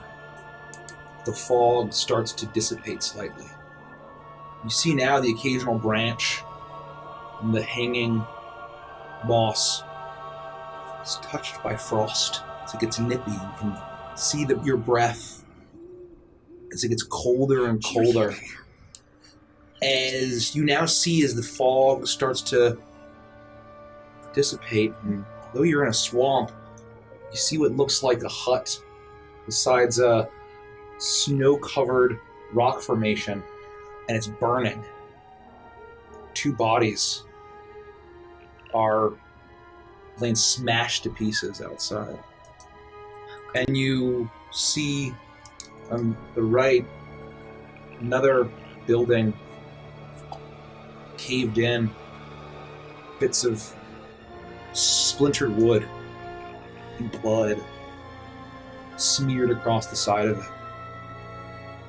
And then you make your way through and you see ahead of you now what looks like a shape moving and gyrating, and you get closer and you hear just grunting. And you see the shape of a humanoid, massive, bulging muscles, a long beard hanging down, flinging as he wields a massive hammer, smashing over and over and over again what looks like it would have been the face of some large barbarian-like man. Bits of skull and brain are scattered about. And you see now as you approach, as you get a good look now, as the face is horribly disfigured and horribly misshapen. And his muscles are they seem to look like disfigurements, but are just massive. As this creature looks like a giant of a man, as he's just violently smashing in. You made me do this! As he's slamming in over and over again as you see that happening. What do you do? Nope. Silver's gonna go way over there. Why would you bring me to this place? We didn't know this was here. And I don't think it can hurt you. It's not gonna hurt you. We're not gonna let anything happen to you, I promise. That doesn't sound like anything anyone I've ever met would ever say to me. I know that this is all new and strange, but I promise you I've said those exact words to you many times. Do you want to do something on my chest? Sure. I want you to shake my hand right now. Oh, absolutely. And I'll hold out a inky void hand. You do that. To the will-o-wisp. And it doesn't seem to have an appendage. It passes through. It passes through. It's a little bit jelly-like, a little bit about a spooky ectoplasm. This is one for the books. As you now see that the vision or the figures fade, as the snowy landscape, you're still walking through, crunching. Did we recognize? Was it a giant? Was it a human? Was it a dwarf? It seemed to be a very large, deformed human, and no face that almost looks like bordering on giant potentially, but it as far as just like the general build, as he's smashing the corpse of this older looking. You can see by the graying beard, bits of hair that are caked to his hammer as he smashes in, and that dissipates. And you then see like all of it does, like all him of and the it, buildings. all and of it stuff? dissipates, and you can see the buildings, and it still feels very cold. But you then see up ahead that there is a tree. It's rising up, and you see a bit of pine needles coming down, but then also veering up into the swamp, and hanging with resurrection moss. And you see this same creature, chained. These rusty chains that, despite his massive hulking frame, he struggles impotently. You see that as you approach the tree that there's wear and tear into the bark. And as you approach, his eyes are wide with hatred as he attempts to struggle. And although it looks like there's been incredible struggle against these vines, as he's chained to a tree, there has been no progress made. Does any of this mean anything to any of you? Have either of you seen this man before? I don't recognize him, no. It's not a frost giant. It's not nothing I've ever seen. Sylvie, do you recognize him? No, I just heard him fun. Ma'am Zostron, I wonder why you brought me to a guy killing people. You know, I'm 16, so this is freaking me out. I know. It'll probably start to make some sense at some point. Just bear with us. We're a little lost as well. And it's not real. They're fading in and out. It's their visions. Think of it kind of like What? It's like a dream. A bad dream, but a dream. Oh, And if you get scared, just close your eyes. I'm gonna close them right now then. All right. Maybe this is one of the people we need to talk to. The Sins. Hello. I will kill you! I will kill the egg! Oh no, what's the egg? It's a witch. Oh, okay, kill the witch. Why? Why do you want to kill her? I will kill you! I will especially kill you! As he looks at you, and you can see that he's trying to break out of his chains, as he's choking himself, frothing with these wild eyes, this mountain of a man. His face just absolutely not where it should be. Well, he's not much for conversation. I'm not sure what our next steps should be. I want to walk up and get as close as I can to him without him being able to reach me. You take a few steps and you hear the ride as he tries to lunge forward. It's looming over you. And you see now this beard now turned white itself. These wild eyes staring at you with hatred. He's just inches from you. What is your name? I am Deathless Frost. As he lunges forward. What was it? Deathless Frost. Deathless Frost. Yep. I am the Deathless Frost. I am eternal. I am immortal.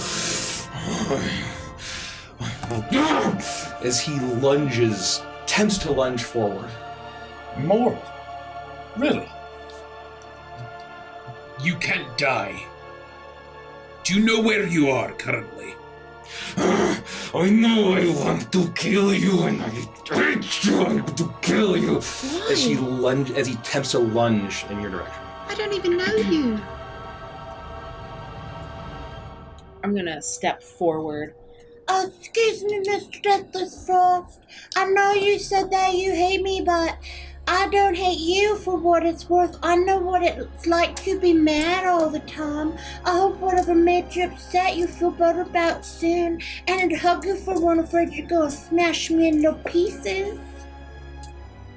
That's all, okay? I'm gonna jump behind Annual. As he looks at you, he spits at you. That's okay, that's happened before. What do you know of wrath? What do you know? You know nothing. Yep, I know, I'm told that all the time. Silver, you know when things. Shut up, get back in the room.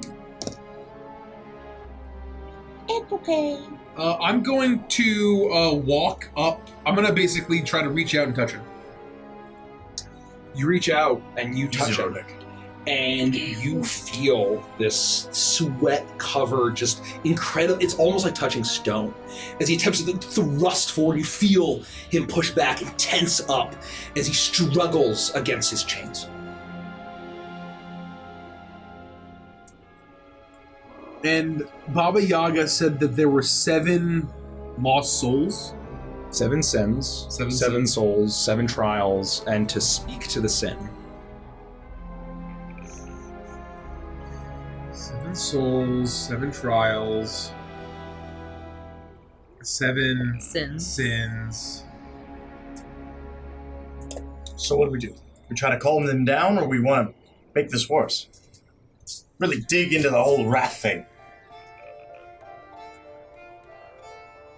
I don't know. Do we try to ease his wrath? You could try. Well, Yeah, Really piss him off. Or, but, you know, most of the time, I'm Silver Flipper Wicked Witch's Matt. Can I say something? Hey? What? Oh, no. Yes. Okay. Lord. You know when people are being mean and saying stuff they shouldn't say and getting loud like what he's doing? It's 'cause they're hurting somewhere inside their heart souls. So if you just mend it a little bit, he won't be so mad, I think. maybe we'll... Let me take a try. Okay. I'm going to walk up to him, very much like Rodek did, and stand very close to him, but just out of range of the chains. And I don't know what he sees when he sees me, but I'm going to look him in the eyes, and I'm going to say... Now, this might sound a bit odd, but... It's very obvious that you're going through some things right now, and I think maybe if you were just to take a moment, take a few deep breaths, sit down, relax, tell us what's going on, we might be able to fix it, as I attempt to cast suggestion on him. You say that, and you attempt to channel your bardic magic, and no magic comes forth. As I'm still very persuasive, but I'm trying to feel the weed. You feel and I don't. the thick glob of spit and phlegm hit your face. Oh, there it is. All right. As he says, Yeah. Mm-hmm. No. Skinny man, you know nothing of rage. You know nothing of wrath. You have not felt wrath. I'm gonna, as I'm wiping this, What do you know? this loogie off my face, I'm gonna turn to Rodek and say, well, for one, I might not be magic anymore, and 2, maybe we go a different direction with the plan. Kill the egg, tricked me! As he's screaming like an animal. Who tricked you? The egg! How? What did she do to you? I hate giants! I hate the egg! I hate you! I hate your father's stupid face until I smashed it into tiny pieces! As he is attempting to just violently heave himself. Then you're getting sprayed. All of you are getting sprayed by this massive barbarian man. Say it, don't spray it. What did the giants do? Why are you so angry? What does it matter to you? You know nothing of rage. You know nothing of wrath. Not like that, but I hate giants too. Why do you hate? You do not feel hatred. I do not see hatred in you. I do not see wrath. I choose not to feel it. Then you are weak. You're the one tied to a tree. I think you're the weak one. He attempts to spit at you as I'll spit back at him. as you do that. Actually, Annalyn, I think you make a very good point. I mean, you had everything you ever known and loved absolutely destroyed by giants, and instead of becoming a horrible, bubbling, spitting mess, you've risen above it. And I've gotten some revenge. I've killed giants. Huh. Killed something before? Yeah. Oh no. I'm hanging out with a bunch of murderers. It's not really murder if it's in self-defense, but we don't have to talk about that right now. That's true. That's a whole can of worms That's we don't even probably want not the best thing for you to learn about me. Yeah, no, you're really scary, but you know he said something interesting. Yeah. He doesn't see wrath in you. Maybe you gotta get mean to him. But I don't. Like growl a little. Go, Put on your war face, Annalyn. Your war face. This is my only Give us a friend. war cry. I mean, look at this guy. Look at that face. That's a face only a mother could love. That's a war face. I killed my mother! You women are all just like her! Oh, that got a little dark. You look what you're competing with. This is quite possibly the ugliest man I've ever seen in my entire life. I mean, there's a reason he probably killed his mother. She made him look that way. He probably came out like that. So that's what you have to compete with. Give us a war face. I'm sorry, I'd but kill my mom too if she made me look like that. I don't feel wrath. I do get a little mad when I... Well, no, I just don't feel it. I feel wrath. Do you know of wrath? Hold on, is him murderer too? I killed my entire family. I killed my tribe. You speak of vengeance. I have Sometimes you have done to do things bad. you do not know. Okay. Sorry, what? What were you guys saying? Oh, just having a side conversation about told murder. me that you're a murderer, and she gave me some real good advice. She said, don't worry though, sometimes you just gotta do something bad. Well, that's not right. We're heroes. We're quite opposite of murderers. This deformed barbarian mountain of a man looks at you, Rodak. Oh, he with is a barbarian. Absolute, yes. Oh. With absolute, he looks like a barbarian. Absolute, pure rage and wrath in him. You think you know wrath? You killed your whole clan? You killed your mother and your father? For what reason?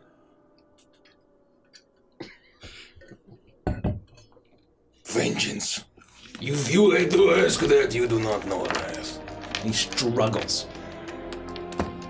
I've sought vengeance every day for decades. Years. Waking up every day and hating everything about where I came from. Knowing that my entire life, up until I learned the truth, was a lie. The countless were being killed by frost giants, intentionally. My own king. Working with them, planning, sacrificing entire villages. Hundreds, thousands killed. What do you know of rage? What do you know of wrath? As soon as you finish that, he looks at you and he begins as he begins to choke and sputter and he spits up what looks like a black gem, and it lands in front of you. And as soon as you look, you hear a loud snapping, and where this massive barbarian of a man was, he no longer is. Do I see him anywhere? He's gone? Nope. And you see now you're still in this kind of frosty type area. You see bits of rocks rising up and a bit of frost on the tops of these rock formations. I will go over and pick up the black gem. Do that. What's that supposed to happen? I think so. Is it not supposed to happen? I don't know. This whole place is so confusing. I'm gonna walk over to Rodak, and I'm going to float to Rodak, and to me, I'm wrapping my arms around him in a tight hug, and I'm going to say, Well, I know that you talked a lot about wrath, but it seems that it's not wrath you were feeling, but pain. And I don't know you that well, but I just want you to know I'm here for you, okay? Okay, Sylvie. Thank you. As I sort of center myself, and I will pat the will-o'-the-wisp on the head, and I will, I'll grab the gem. Look, we're getting to be better friends already. This is perfect. You say you've never had a friend before, you're pretty good at it. Well, that's really nice of you to say. Thanks a lot, Nautical.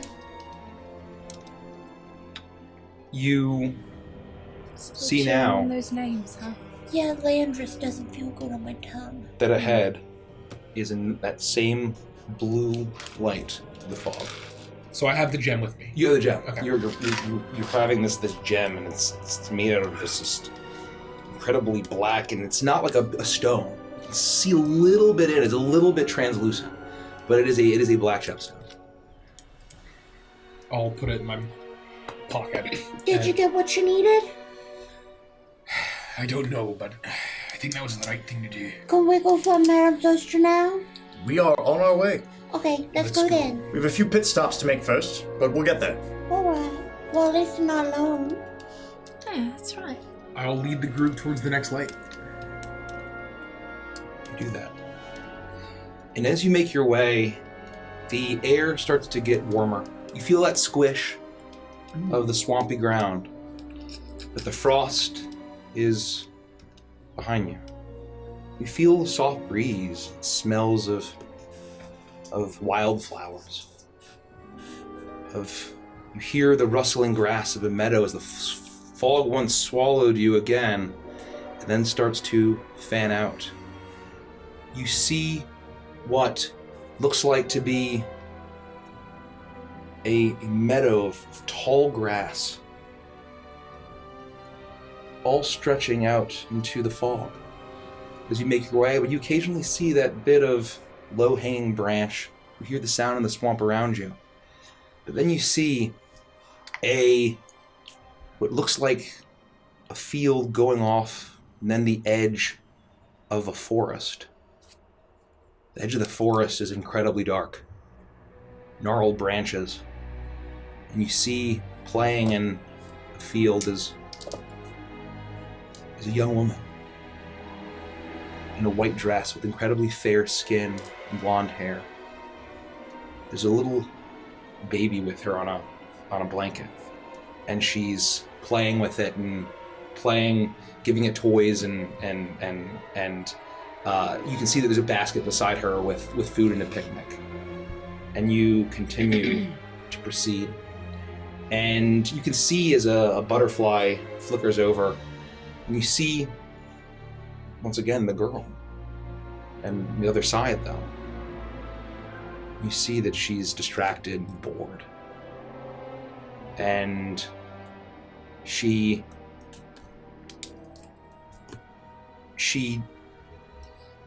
boredom kind of washes her face, and she looks around, then casts a gaze at the dark tree line now stretching out on the right side of you. And you continue forward, and you see again the meadow. The girl sleeping peacefully, taking a nap, the beautiful blue butterfly on the tip of her button nose, and an empty blanket beside her.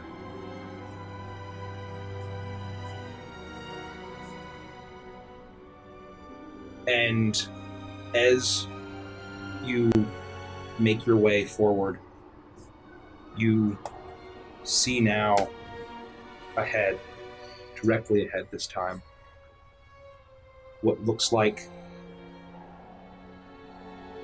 is it an oven? You see it's not just the size of any oven, it's just a massive oven, a large grate, iron built into it, clay and brick. And you see now as you approach, the fog clears, and ahead of you see through the grate what looks like that blonde young woman just staring emptily through the grate of the oven.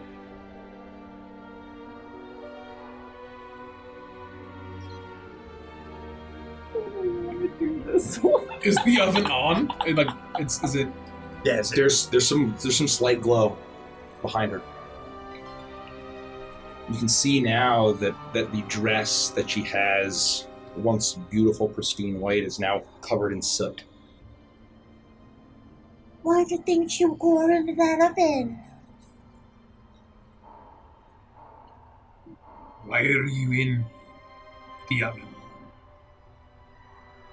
And you see as her eyes look at you, she looks up slowly, and there's tears in them. I left my brother unattended. I left my brother. I took a nap. I was so tired. I left my brother.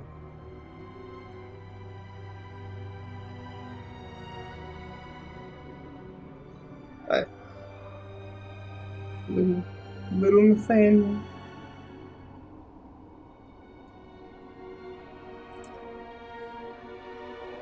What is your name?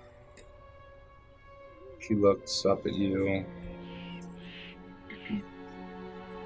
I'm Elena.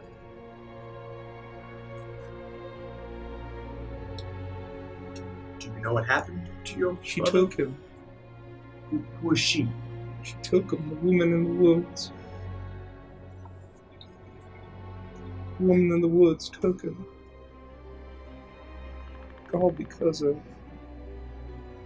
I just wanted to take a nap in the meadow. It was a beautiful summer day. That's all I wanted.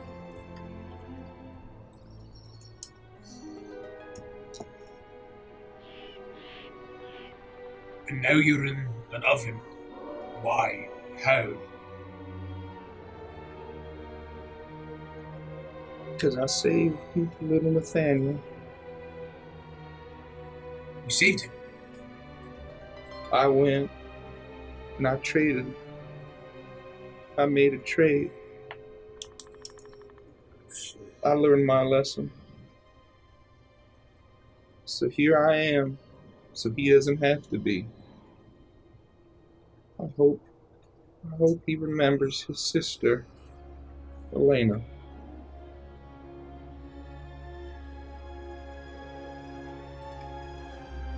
I was so stupid with my baby brother.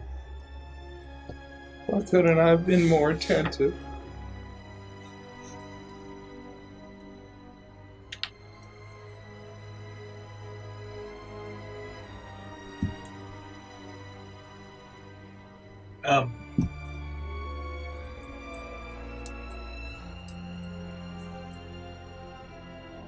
Are you tired? I'm always tired.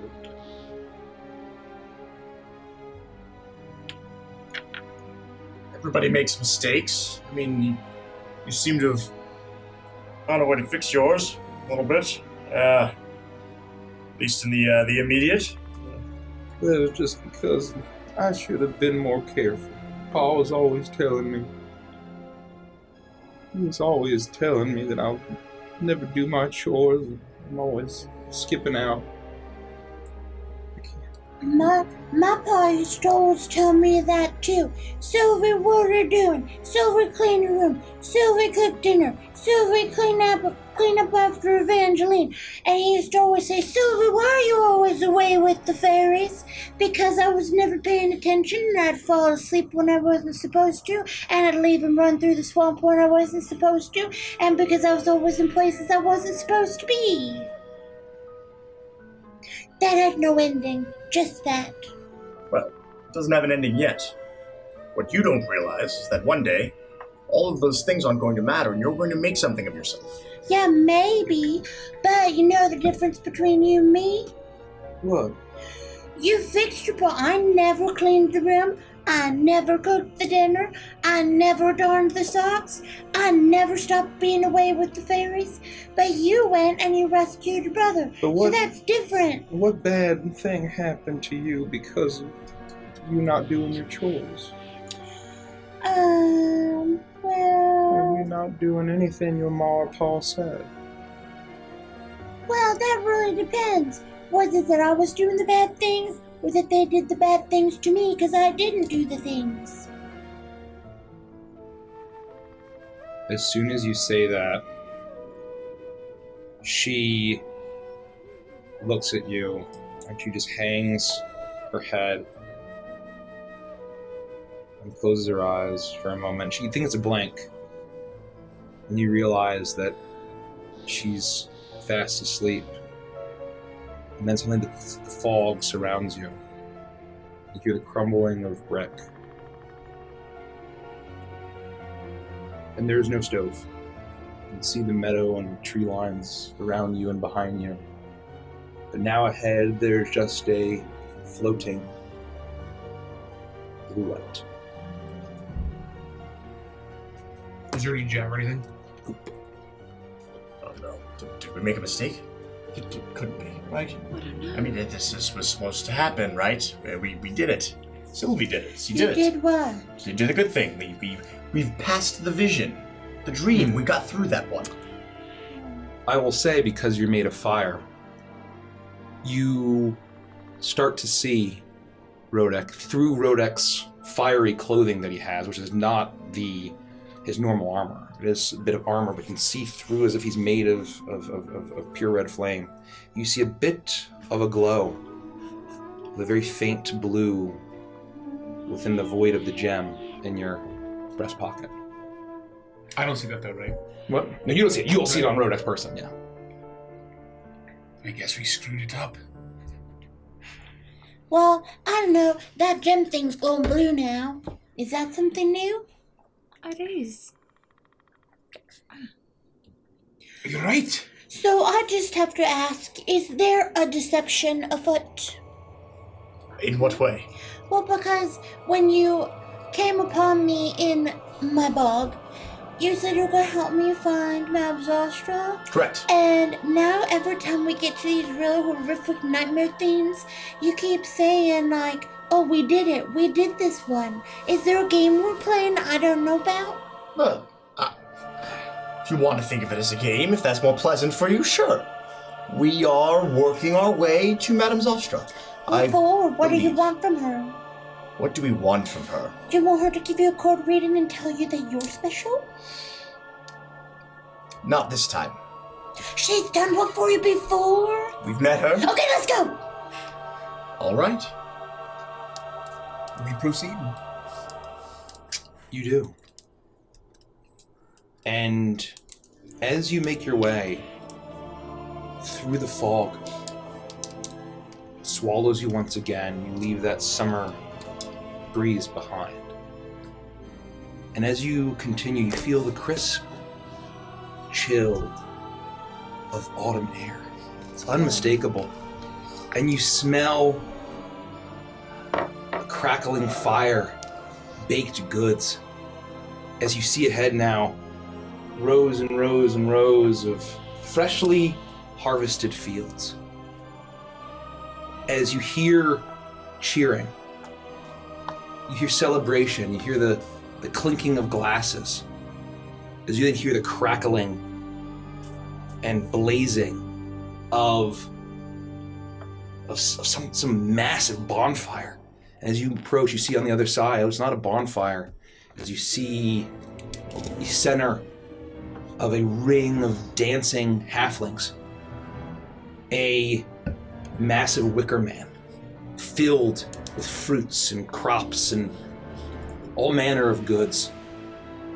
You see that there's cheering and revelry, and the huge full moon hangs down through the fog.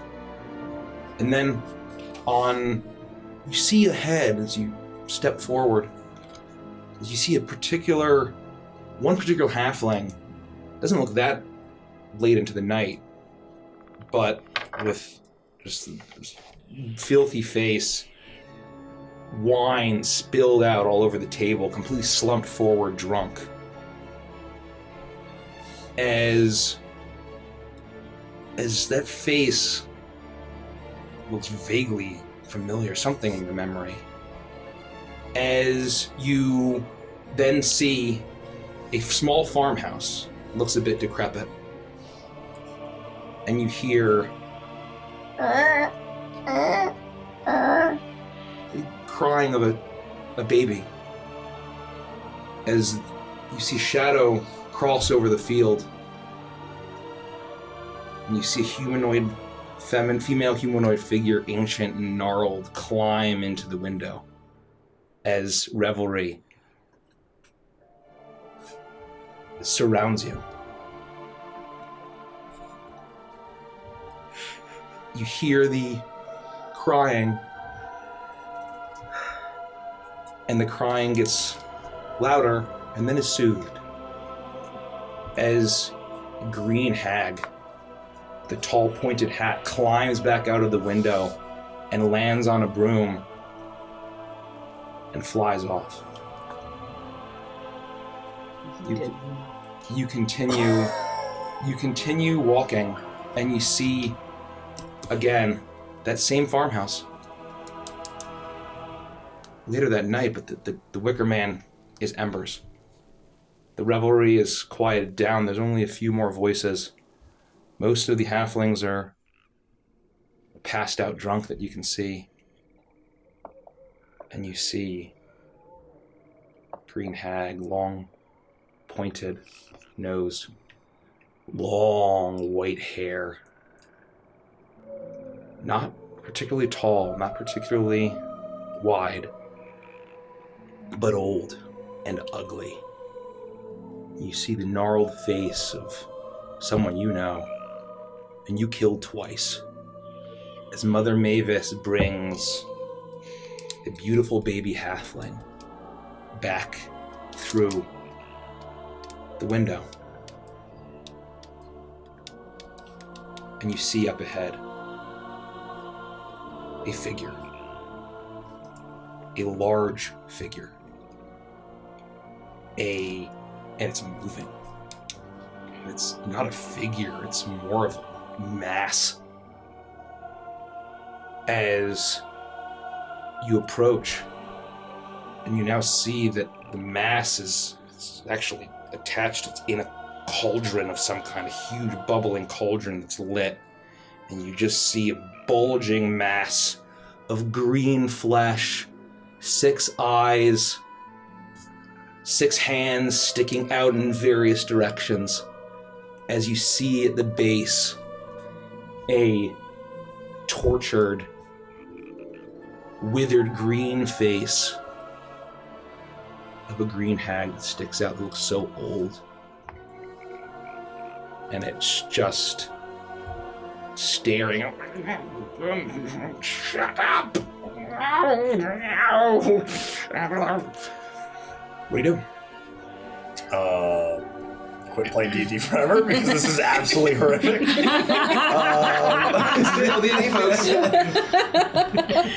Okay, so this horrific eldritch mound of flesh is in the cauldron. Yep, and it's rising up out of it.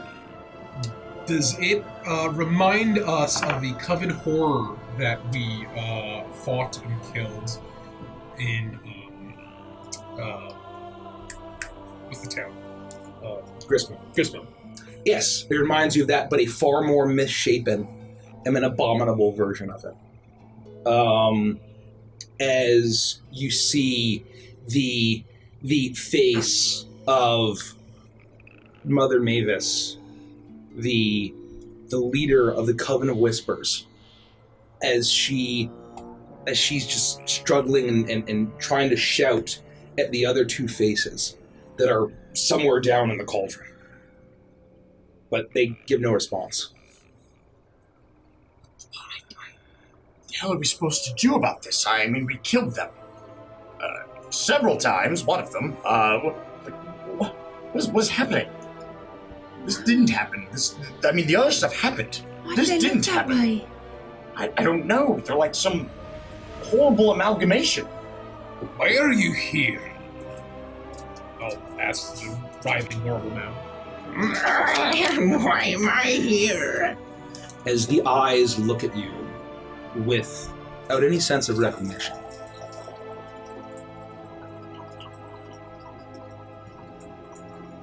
Eternal punishment.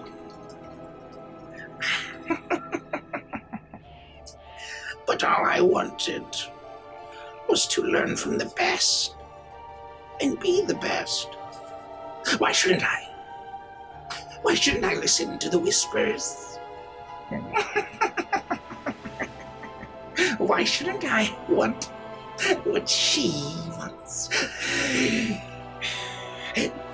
Why shouldn't we all strive to be grandmothers? Why does only she get to have that title?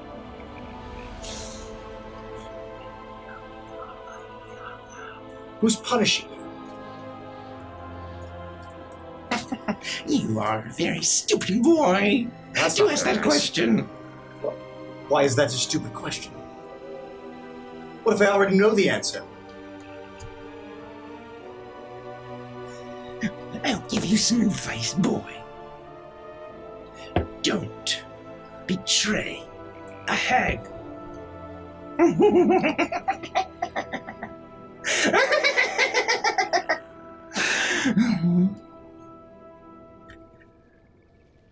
Are you jealous of her? Why would I be jealous of her? Because she's more powerful than you. No, she's not. Clearly she is. I mean, just wish I learned from the best. We are green hag. I served her. I learned from her. I learned from her. I learned to be treacherous. Why shouldn't I seek out powers that are beyond her, that even she fears? That is when I knew I had to listen. I had to listen to him. Who? Who did you listen to? Oh, the whispers. He's wise. Even she fears something. So, why shouldn't I want what she has?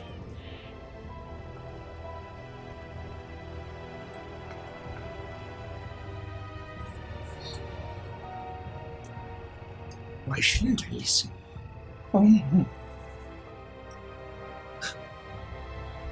I put my plan into motion. 13 years. 16 years, 20 years, so many years.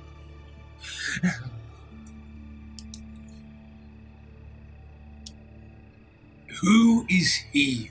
Who does she fear? Is it the hunger below? She doesn't allow me to hear anymore.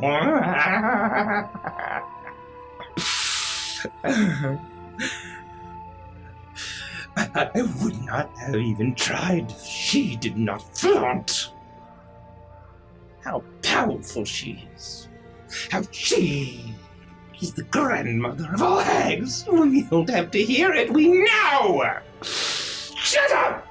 As she screams down at the other two, and you hear kind of this bubbling voices from below in the mass.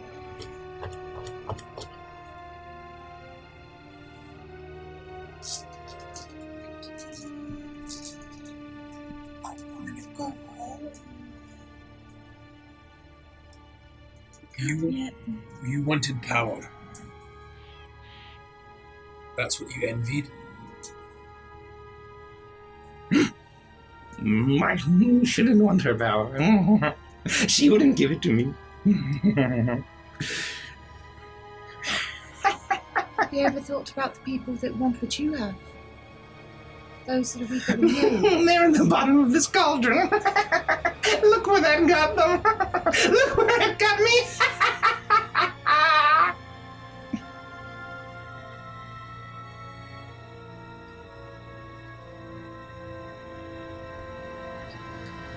I envied once. I met a girl. Beautiful. She had power. I could see that. She had a relationship with a god in a godless kingdom. It was heresy. But I envied her.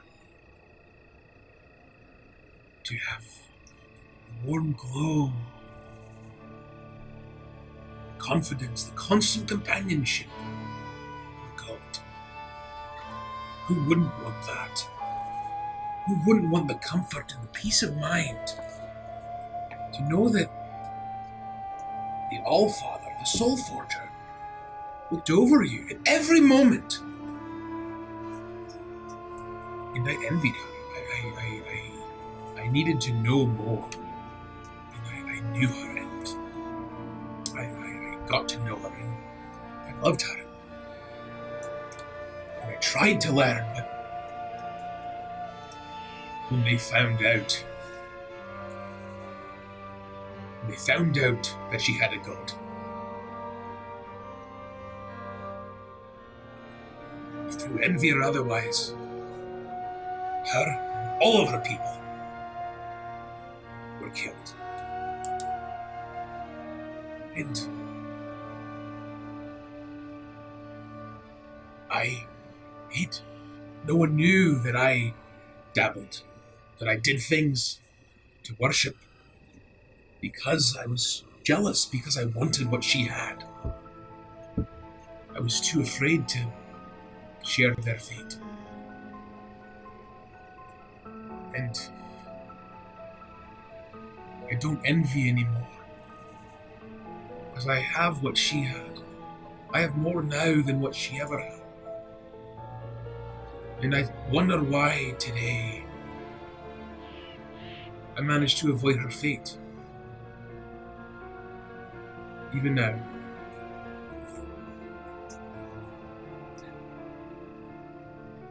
The horrible face that kind of sloops out a little bit. You see the long, bulbous nose and the jagged, yellowing teeth. What a pity of a thing to envy. The gods! They're far more powerful things. The gods.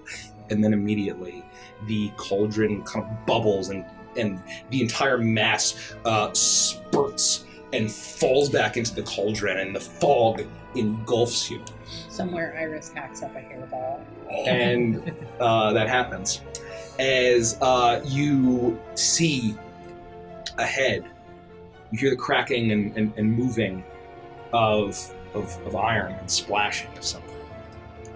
And then you see the scenes, the Wicker Man behind you. You just see that small mote of color. Check the stone. Did it work? It's a little bit brighter, and you realize now that there actually was, through the darkness of this gem, when you first got it from that barbarian man, there tiny little speck of light. Well done. I know that wasn't easy. Let's keep going. All right. You proceed.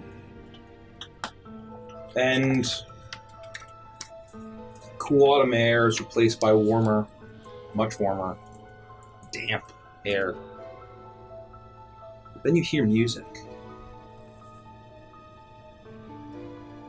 Celebration. Brass music. Jazz music. So you smell those familiar scents of those beautiful restaurants lined up all and down Magnolia Promenade as the fog spreads out as you see the rows of unmistakably Agua. As Been here before. It's really true. you see a portly man, very well, a very fancy and expensive but poorly tailored suit. As he steps out, and you can see actually past this man that there's a number of parade floats being constructed. And you see an assistant. She seems to be this more far more put together. She has a full clipboard, checklist of a variety of things that she's holding up, and you can hear as Wendell Halford, the mayor of Agua, former mayor of Agua, goes up to him and says, "Sir, don't you think that we should not be taking so much gratitude from Mr. LeBlanc? I know he is a patron, but don't you think it is a little suspicious? Don't you think that there's we should really consider, given all of the strange happenings and with everything the caravan's going on since he moved back from Gullhaven, that we should investigate this before taking all of these free refreshments." Nonsense! Nonsense! Do you really think that I don't know what I'm doing? You fucking idiot. It's not that, sir. It's not that, sir. Now, there's a reason why I'm the mayor and you're not. Are you? What's your title? I am the assistant to the mayor. Assistant to the mayor, operative word there. Yes. I know what I'm doing. Do you think that the noble Halford family would not have been in this prestigious condition if I wasn't an amazing judge of character? Oh my god. Forgive me, sir. As you see, as you hear, as you continue to walk, you see you hear the excitement, the clinking of glasses, now the floats being erected, the jazz music gets louder, and as you approach, you see off to the side that you see Wendell, all dressed to the nines, in those brilliant blues and silvers to celebrate Nuit Blanche, the high holiday of Agua. And you see a familiar face, an elderly tabaxi with his paw on his shoulder as Master Leaf seems to be attempting to talk some kind of sense into him. As you see that there is a large barrel of this shimmering alcohol that Halford is, the Mayor Halford is ordering and dictating workers and servers to be serving. And you see him swat Master Leaf's paw away. And he shakes his head, and Master Leaf just gives him a polite bow and turns and walks away. And you see, finally, down a throng of revelers, all wearing their masks of moons and all sorts of brilliant shades of blues and silvers. And you see, as Wendell has a triple-decker tray of these champagne-looking glasses, and he's handing them. Yes, oh, you do. Yes, I know that I'm your favorite mayor. Yes, I know the party. Oh, you do love me. As he's handing those out, you see him pull up the moon mask that he has, and he takes a large swig. And as you look ahead, the fog clears, but not too much. And you see what looks like a light. And it looks to be hanging. Is that the willow? It's not the right color. It just looks like a yellowish, orangish light through just up ahead. As you hear the jazz band behind you. So did the rest of the vision fade, or it's all behind you. You can see you can hear the jazz band behind you. You can see the floats and the rising bits of Magnolia Promenade behind you. Probably move towards this light, right? Behind you. All right. I'll go first. No worries. And you look around, and you approach, and you see now as the light gets larger and larger and smaller than the glow of Sylvie's wisp. And you see now that it's actually a lantern light held by a portly humanoid figure. And you see now as a mask-wearing figure is looking around, waving the lantern. And you see now it's not a moon mask. It looks like a half comedy, half tragedy mask. And he's wearing a jester's cap and clown outfit as he's waving about this lantern that seems to have the same kind of design, and this portly, average height humanoid figure. What do you do? Hello?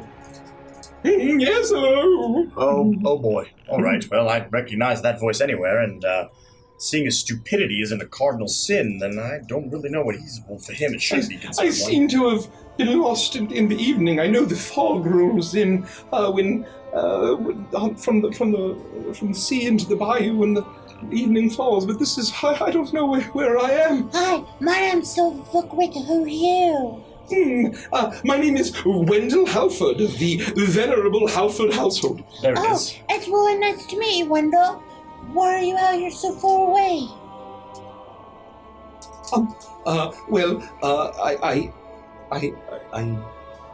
I don't know. I wanted to throw a party. I thought that everyone was trying to prove me wrong, and everyone's been trying to prove me wrong my entire life, so I would prove them wrong, and throw the greatest party Argue's ever seen. Oh, I like that moxie. And then I've been lost on my way to the party, and from the party, I don't quite remember. So you don't even know if the party happened? What is the last thing you do remember? I remember that there was a party, and I remember the drinks. And when I gave them the drinks, they loved me. I was beaming. Wait, the adoration that they felt for their mayor.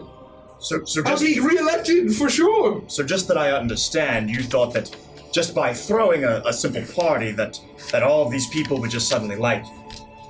Yes, and they did, yes. Oh, it was beautiful. That's completely ridiculous. I mean, in order for people to like you, you have to be as handsome and as talented and as incredible as I am. I mean, I'm one of the most attractive creatures who've ever walked on Evantris. I'm very easily the greatest sword fighter who has ever existed, and until very recently, people my whole life told me that I couldn't use magic, and now I can even do that. So it won't be very long until I'm even the best at that.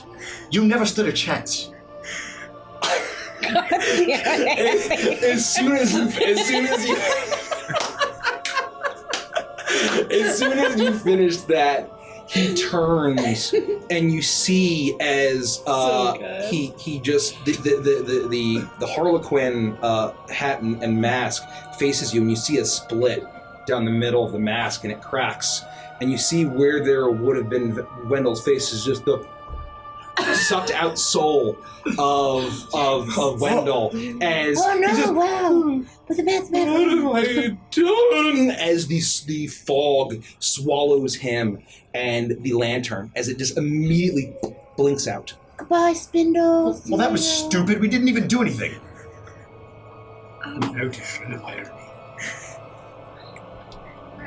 You didn't mean all that stuff you said, right?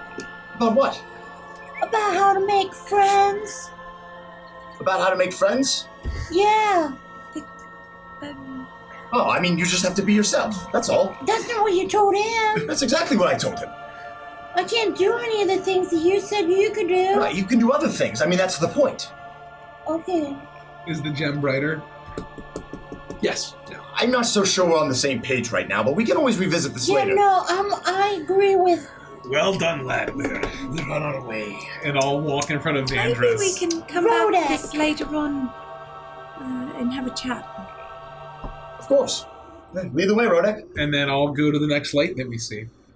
You see, as the light is ahead and you hear the jazz music fade behind you, and the warm air gets cool again, but still wet. As the wind picks up and starts to howl, and you feel the blast of sea spray. As you see now, as the black water of the swamp stretches out, it becomes tumultuous and rough as you see a great storming sea and a great galleon atop of it, as it seems to be absolutely loaded with all sorts of shipping goods. And you continue, and once again the sea stretches out on the side, and you see that there seems to be that you can actually see on the side of the hull that it says the Gilder Shipping Company. And you continue to make your way, and you see at the helm, as the storm is starting to dissipate, a tall, thin man with a well-groomed mustache and goatee is shouting, and you hear the howling wind, and you see this very seasoned captain who seems to be he's at the helm himself, steering over waves. He's giving out commands to trim the sails and raise and lower, and making sure. And as you see that the storm is starting to abate, it's the rain that starts to pelt you. As you make your way, you see that there's actually a bit of light ahead on this sea that stretches off into the swamp. And however, as you see now that there's strange, very faintly glowing runic symbols painted or carved on this hole, shimmering in white. On the hole? On the hull. Hull? Hull. Okay. Hull of the ship. As you see that it's actually all below the waterline. And you can just see, because the waves are raising so high. Sea Thieves. That it's all that's below the waterline. And you can see now as the onto one side there's the sea. You actually see the faint glow of a dimly lit room with a glowing purple.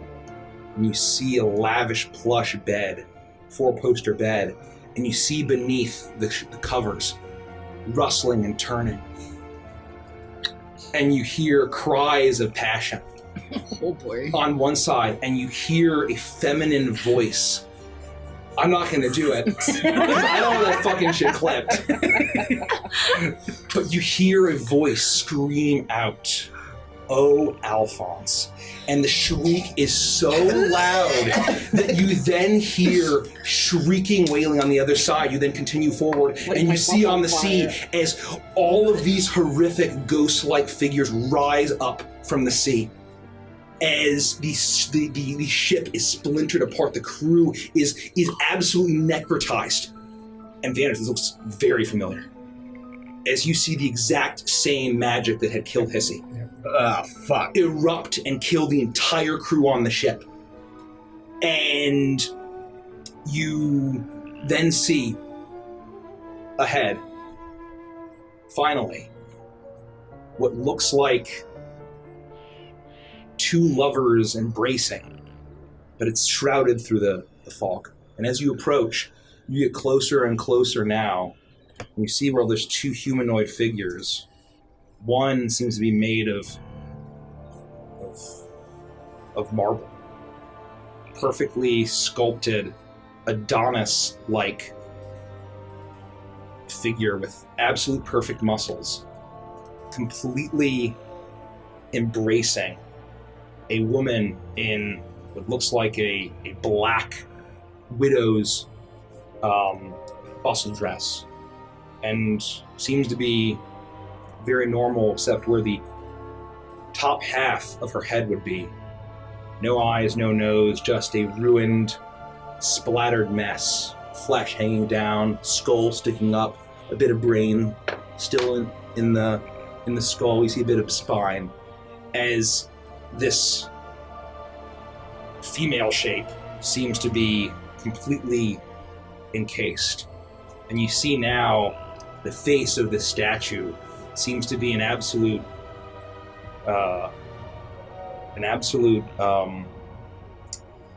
one-to-one for Alphonse LeBlanc.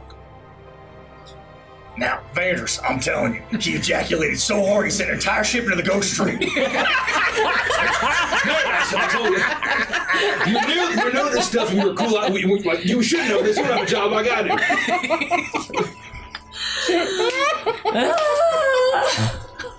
Oh my god. I miss Fergus, man. Me too. Right in the ghost stream, okay? I'm so mad. I have control. I ate a lot of ghost peppers. I ate a lot of peppers.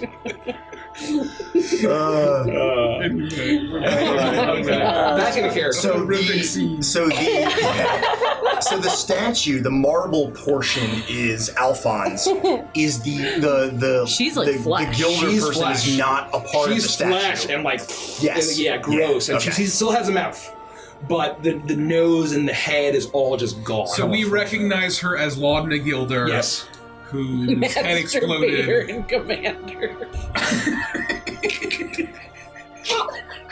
Wait! You spelled commander that way? Yeah,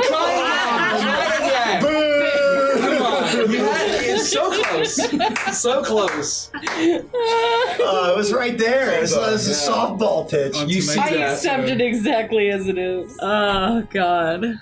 It's like we always thought. Laudna killed her husband, just like she killed your friend.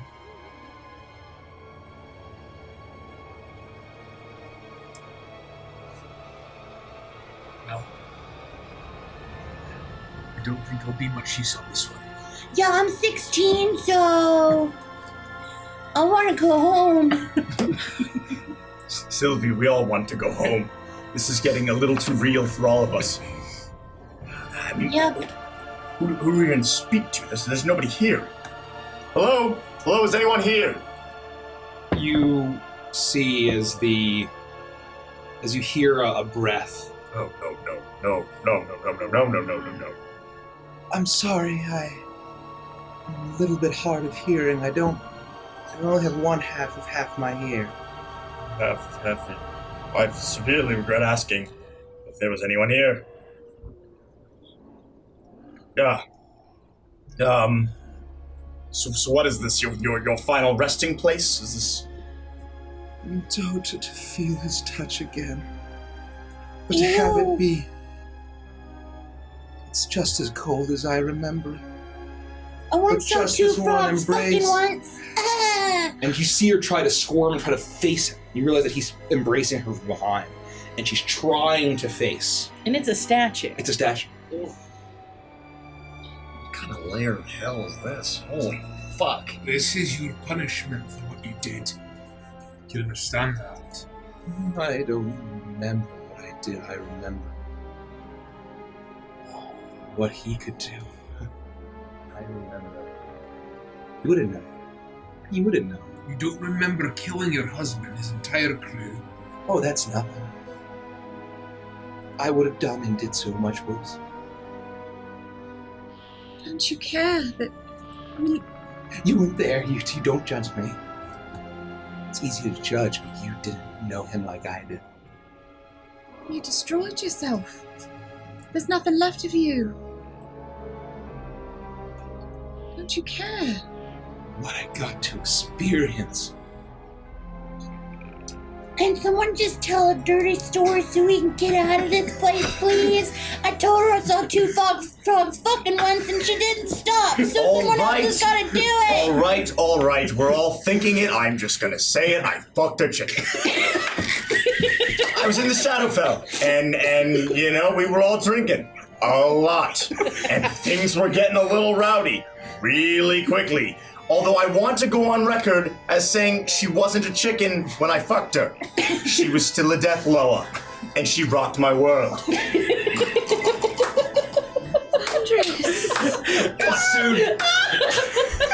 Can we just say Andy's MVP this episode, please? Take it. Well, that story is quite compelling. I don't know that there's a lesson in it. There's no Unless lesson. you There's contracted you bird expected flu or something. That is a point. That's a great point. That you have to be careful. That shit'll stay with you forever. There is no lesson here. The lesson is you do things because they feel good, and sometimes you keep doing them, and then it bites you in the ass.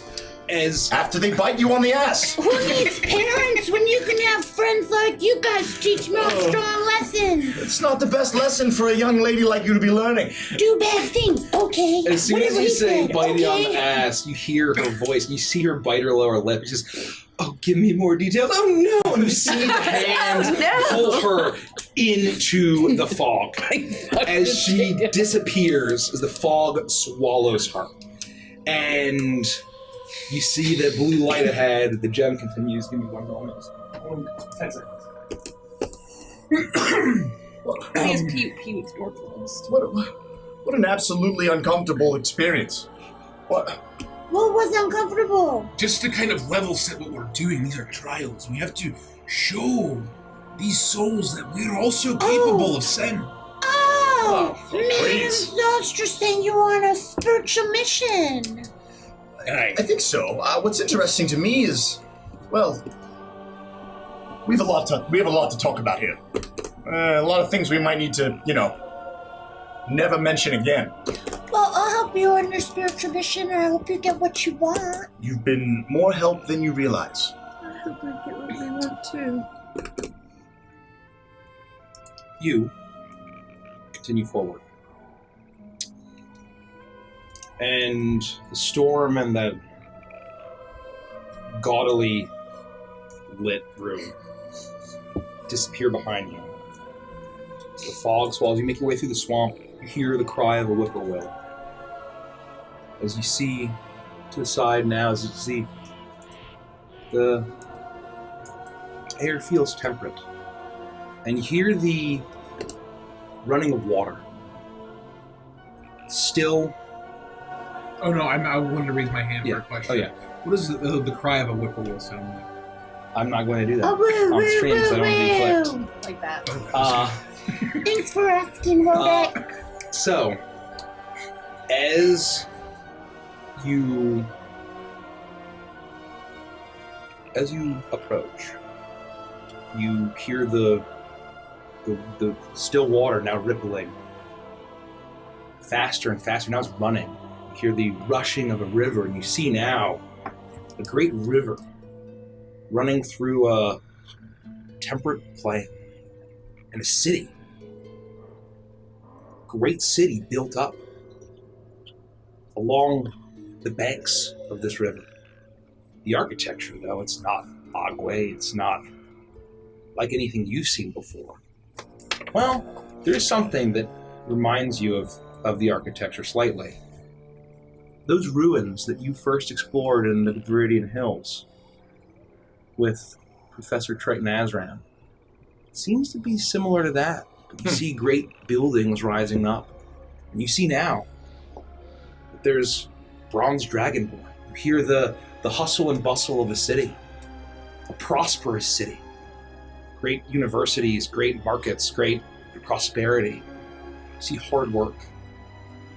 And then you continue and you see constructing the first gambling hall. It's a dice hall. And you hear the murmuring of and cheering and the clinking of coins. As then great jars of wine are being carried in. As you see Dragonborn being drinking and gambling. And you see now as where the once prosperous, the once hardworking people, the farms that starts to become derelict. And you see, as you continue, that a bridge over this river. You see a dragonborn seems to be stumbling, and he's holding a jar of wine, clay jar of wine, and he takes a large draught. He's wearing some sort of strange toga-like outfit, and he stumbles and he backs up against the railing. Hold on a little second, and he falls backward. And you hear a splash, and he finally splashes, and he manages I'm drunk, but I'm not that drunk. And he sees a lower some stairs that go down into this great the river. As he's swimming, and then and he disappears into the river, and you see a flick of black scale beneath the water before it disappears. And then you see on the edge of town as you see a lot of the buildings in decay. Most of the people, most of the Dragonborn have fled or have resigned themselves to squalor. You see a number of people just giving up on their life, some rolling dice, and you see a small child, Dragonborn child, no taller than 3 feet, as he's skipping along, and despite the dejection that most of the adults see, you see a liveliness as he walks alongside these docks. You see that these fishermen they're trying to tie up their boats as quickly as possible so they can go and drink. And you see that the boy looks out past at the edge of the dock, and he sees a little ripple, and he looks at it. He looks a little curious, and he shrugs and turns away. And then you hear a voice. "Oh, now, don't turn away, my new friend." Looks around. "Me? Oh, yeah, I'm your new best friend. Your daddy and mama don't give you much attention, do they, little boy?" No, they did not really. Down here, we got fun and games, and not like those mean old adult games. We got all of the sweets y'all can eat. You like sweets, don't you? Yeah, I'm a little hungry. I haven't eaten in a while. I know how that is, boy. When your mom and daddy spending all their not hard-earned income on games of chance. Tragic. But all you can eat down here, boy. Come on in, I'm gonna be a new friend. You see him turn, hesitates. Really? Where's your voice coming from? I'm your magic friend. I got magic too. And his eyes go wide and a smile broadens as he skips down the stairs to the docks. And you hear the voice boom out. "Now, you just gotta come a little bit closer there, boy. Just at the end of the dock, I'm right in the water." Really? Are you sure? And he says, "Yeah, come on, all you can eat. Your belly will be as full for the rest of your life." And he said, and you see it being, he just grins, "Okay," as he sprints to the end of the dock, and he looks down, and you see him so excited, and you see a look of abject horror wash over him for just a brief minute as a splash of water, as you see a bloated black dragon head leap out and snatch the boy up before slinking back into the river. So I don't want to be your friend anymore. I'm gonna go home. As the visions behind him, the river in a very quiet part. Now the ripples going out and then calming to just a nice stream through the city once again. You see up ahead, you look directly ahead and you see nothing. And then you look up into the trees and you see an absolutely gargantuan shape. As you approach, the fog starts to get thinner, and you see up in the trees, hanging every several feet, wrapped in slimy tentacles. You see the bloated, decaying form of Rougarou, the Voracious Doom, a colossal, ancient black dragon. As you approach, you actually see now that the bloat is not from the same shape he used to be. It's not from his flesh and its full belly. It's bloated like a corpse, and his flesh looks emaciated. Bone is poking out as the slimy tentacles constrict him, hanging down over the swamp. And you can see now it's actually swamp ahead of you, as if it's tantalizing. As you're looking down, and you actually see that there's a great number of juicy catfish all swimming around. What do you do? It's illegal. It's all right. I know you said you didn't want to be friends, but you have to trust us on this one. Well, I just think if the first time you met somebody and then you took them to all of these horrible nightmares, it would not bode well for the future of a friendship. I wouldn't want to be friends with us either. Normally I would agree with you, and I would say that I understand where you're coming from, but we're doing this because we have to. We don't have any choice, and it's for all of our own good. And you need my help for sure? Yes. Okay, I'll keep going, but close my eyes, Rhoda, my hand. I think that's a fantastic idea. And I just bump into you. What is your name? Yeah, I chewed on it for a while and I started liking it. That's good. I'll just gently keep a hand on the will-o'-the-wisp. Do you think he can hear us up there? Probably. Garul, can you hear us? New morsels. And he shoots out his rotting tongue, and it's just out of range. Just out of range of snapping up anything. Oh, come a little closer there, boy. You wish. No.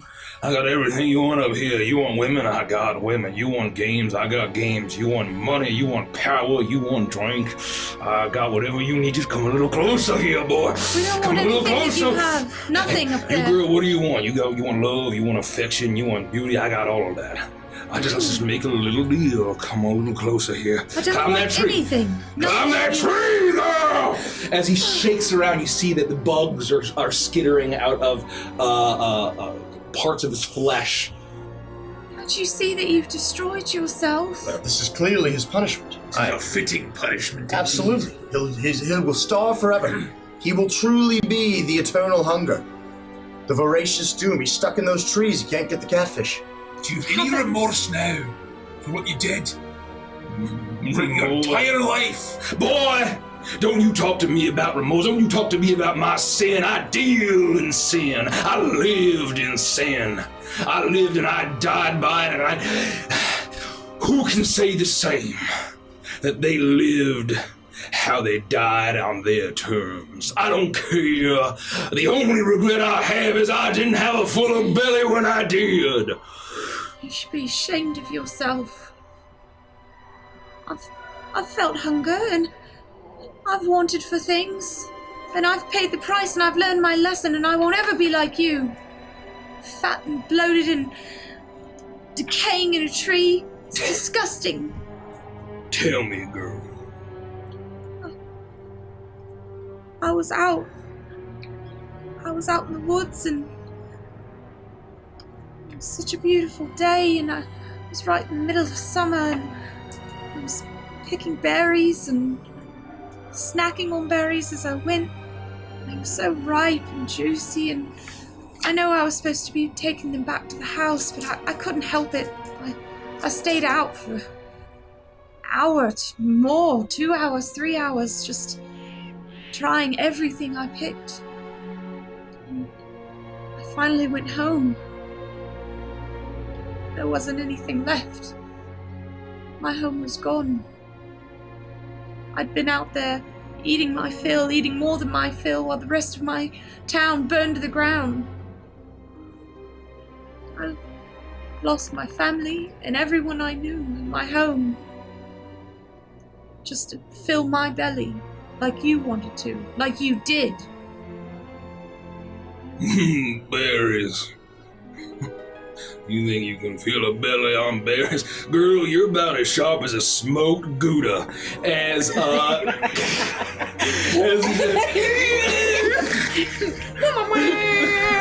and boy, let me tell you about hunger.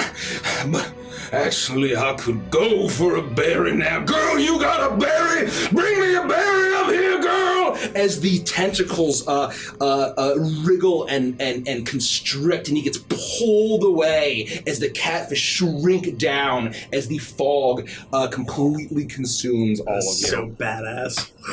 I'll float over to Annulin. Annulin, can I tell you something? I'm really sorry I lost your family like that, but I know because you're real sweet that they would have forgiven you. And it looks like you found a really good family here with Vandris and Rhoda. I did. I know you don't believe it, but you're part of that family too. Oh, shucks. No, I'm not. Okay, I'm going to Rhoda now. I'm gonna float away. Sylvie. Oh, Shelby. Oh, Shelby. Scooby-Doo monster game. Are we done now? Because that was super horrifying and I don't think I can take anymore before my mind explodes. I think there's one left. Oh, no. Okay. Okay. Let's go. Almost there, Sylvie. You continue. You continue. You see that light ahead. And as the swamp continues, you see the swamp stretching out further as the fog clears. But it feels denser, darker. The shadows elongate, they seem to move and shape. As you then hear music. Wailing, brassy music.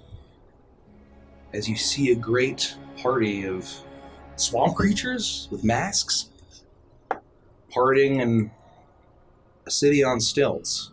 Yes. Shades of black and white and dull colors all around. Except the dull colors are bathing in this brilliant neon glow as revelry once again surrounds you. And you see tall, thin man in a top hat, smoking a cigar, a bottle of rum, an arm around two female-shaped shambling creatures. As he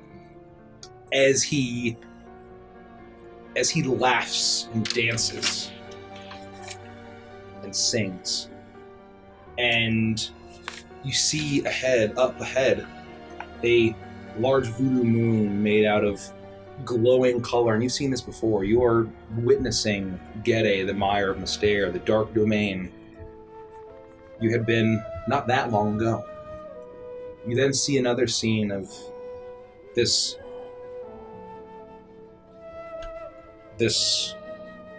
man standing. It looked like he'd had it all before, but he's standing and there's no music anymore. It's desolate. You hear the croak of a raven, and then one other, and then another. And you see no swamp, rising jagged peaks, desolate landscape, the occasional barren tree.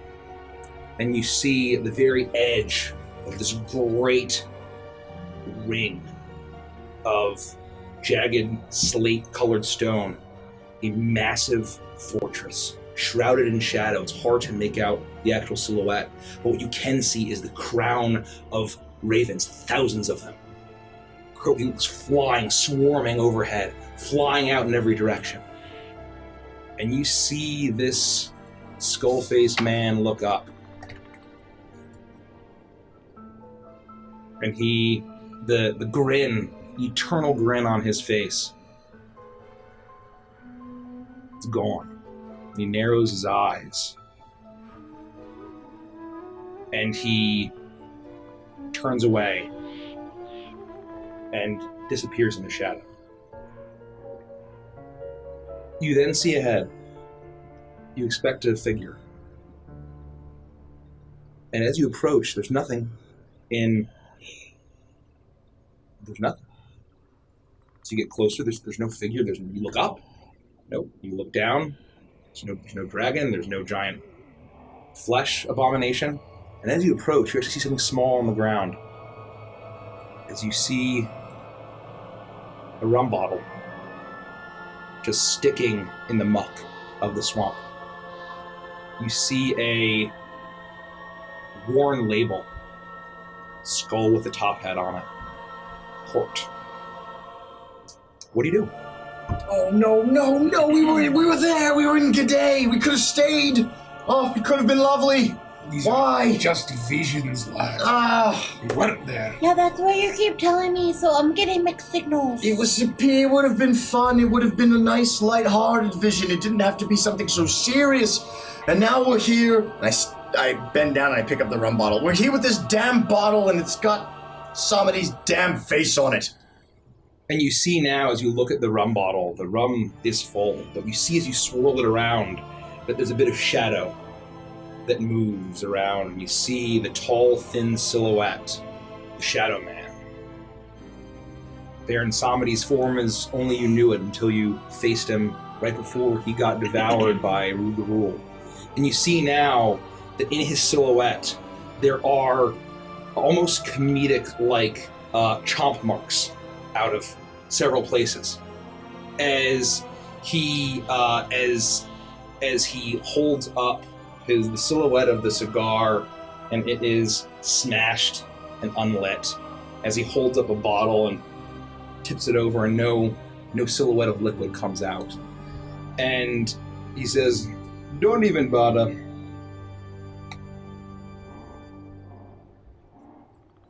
Bother with what? Anything. Is he in It's there? pointless. There's no one. No one can do it. If I couldn't, nobody could. Is the face moving on the bottle? You see that in the bottle. There's a shadow. Oh, okay. I mean, I think he's in here, but we know that he's not really in here. If you couldn't do what, no one can do it. Because you're talking to Vadra Shoestrike. I just fucked your wife. I don't. What did that mean to me, boy? I wanted death to be a party. That's all.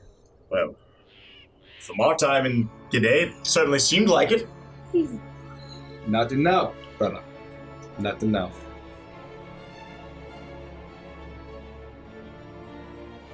Why are you so down? It doesn't seem like you at all. Just think about all that's out there. And I'm in here. I know that feeling, because I'm from a really tiny town, but plus I got bunches of brothers and sisters and all of anything from my own name. But one day, I want to have everything. Everyone will know who I am. And I will have money, and I will have clothes, and I'll have friends, and I'll have everybody's toys, and they'll all be mine. And that'll show them Sylvie's not dumb, Sylvie's fun.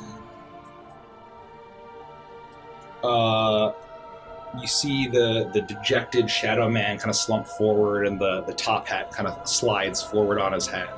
The silhouette in the rum bottle as it stretches out, but just a very small silhouette. As he looks at you and says, "Well, that's better than nothing." And immediately the cork shoots out of the rum bottle. And rum, you smell just the rich, fragrant rum as it bursts out, and you can smell the alcohol as it explodes and begins to pour down on you. As Vanish, you feel the rum bottle slip out of your hand as fog surrounds you.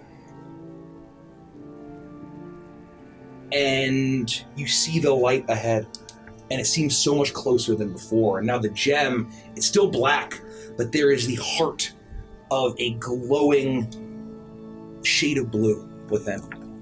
Did we do it? Did we That's solve all 7. the puzzle? Well done. That one was so easy. Yeah, it was. You did a great It job. wasn't even a bad thing. It was just telling what you want the most. I think maybe 1 or 2 of those was sort of like a free one. That was probably one of them. Yeah. Yeah, because I thought they were all about bad things. Tell them what we want the most. Yeah. Well, because we recently told someone else what we want the most. Really, who? Madame Zofstra. Oh, that's okay. She'd probably see in the future because she told me my future's gonna look real bright. Probably. Speaking of which, we should be getting back to her. Yeah. Any time now. We're done. We finished. Hey, listen. So, I was wondering, when all this is said and done, because my siblings don't believe me, will you guys come back with me to the fair and tell them about this adventure we were on, and that was real helpful? Yes. Yes. Oh, yeah. Screw you, Aunt Dewey. Haha, I'm cooler than you today. I think we should just follow the light. Okay. And I'll start walking towards the next light. You walk towards the light, and you see now, as the fog that's around you swallows the Shadowfell. Hey, before we go, I can't see you guys very well. If we get lost or something and I don't see you again, I just want you to know, thanks for being my friend. You're welcome. And I promise you we will see each other again if we get separated. We're going to see you very soon. Just remember my name, Sylvie Flickerwicket. We could never forget it. Never. Good, okay. Bye. You walk forward and you see now the light begins to emerge and get larger and form a shape. Sylvie, this is who you were looking for. It's Madame Zostra. You see the shimmering bluish light, the silver threads of her shawl, the thick black curls of her hair. As you see and expect to see her face, as you get closer and closer and you approach, and you see for a brief second as Madame Zostra shimmers and fades. Oh, so cool. And you see now the glow where it's actually coming from. It's not a light blue glow. It's not a greenish blue. You see the shining white silver of 3 moons. Right above you. How are the 3 moons in the sky? It seems impossible. As you see ahead that the 3 moons above you, they're hanging incredibly low. They're shining down beams of moonlight. I just love impossible things. And you see that the moons on the left is a waxing crescent. At the center is a full moon. And on the right is a waning crescent. And you see now that these beams of moonlight from each one are shining. On the right, there's a rose. Looks like it's almost withered. The very deep shade of blue. A few petals have fallen off on the ground. The one in the middle, it's very clearly a blue, but it's this deep, rich, dark blue. Some of the tops of the petals are starting to turn downward. And then you see on the left, There's no rose at all. There's a patch of incredibly fertile-looking soil. And Sylvie, in your wisp form, as Rodic holds up that gem, you feel a tug, and that light that shines the same color as you feel like it's calling.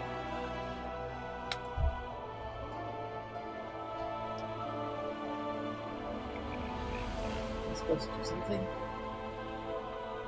Answer the call. Hello, roses. Hello. As you say that, you all see Sylvie, the wisp, float closer and closer to the gem as you hold it out. And as she floats, she shrinks and shrinks and shrinks. And she goes inside this jewel.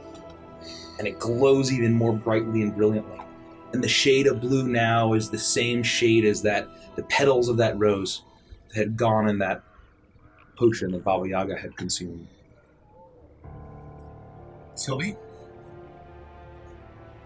Is Sylvie gone? Totally gone. Alright. We're on to something. Alright, Sylvie. Just hold on. Hold on.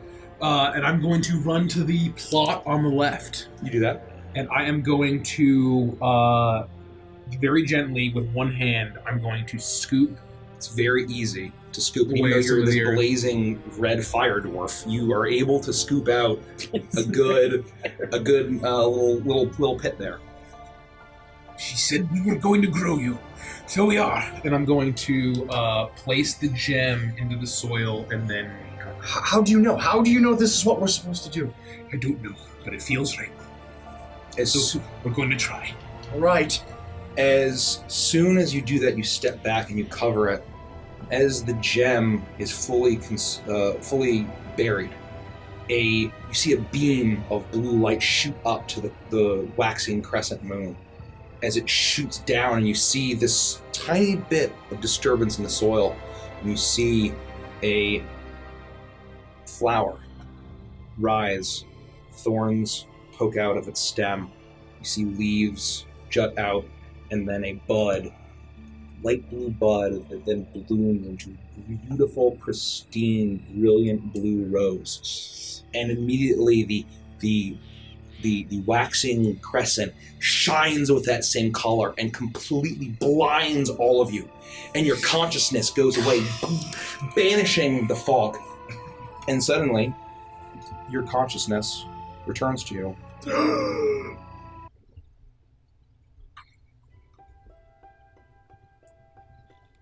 Sylvie? You're lying in 3 beds, all identical, mattresses and pillows of black goose down, tightly knitted woolen blankets, a little coarse. You're tucked in, but you immediately all lurch forward, all beds in a row, as you see at the center the same hut that you left. You see that pot and the thorny bush, and you see as the hunched, gnarled crone of Baba Yaga looks down, and you see now as the thorny bush starts to move and shake as it twists around, and then just like you had seen wherever you had been previously, a stem shoots out of the bush, followed by thorns, then leaves, then a bud, and then a rose. Brilliant shade of blue. It gets larger and larger and larger, far larger than a rose should, as the rose gets way too big for a rose, but somehow the flower never tilts or wilts. And then as the petals reach to the ceiling of this hut, they then spread open, and you see now, fully restored, Sylvie Flickwick. And that is where we'll end this out. Woo! It sounds as though we were successful. We're not done though. Holy shit! Oh my god. Wow. I wonder if it's really her, like if it's real for real. I think It's a things are- changeling.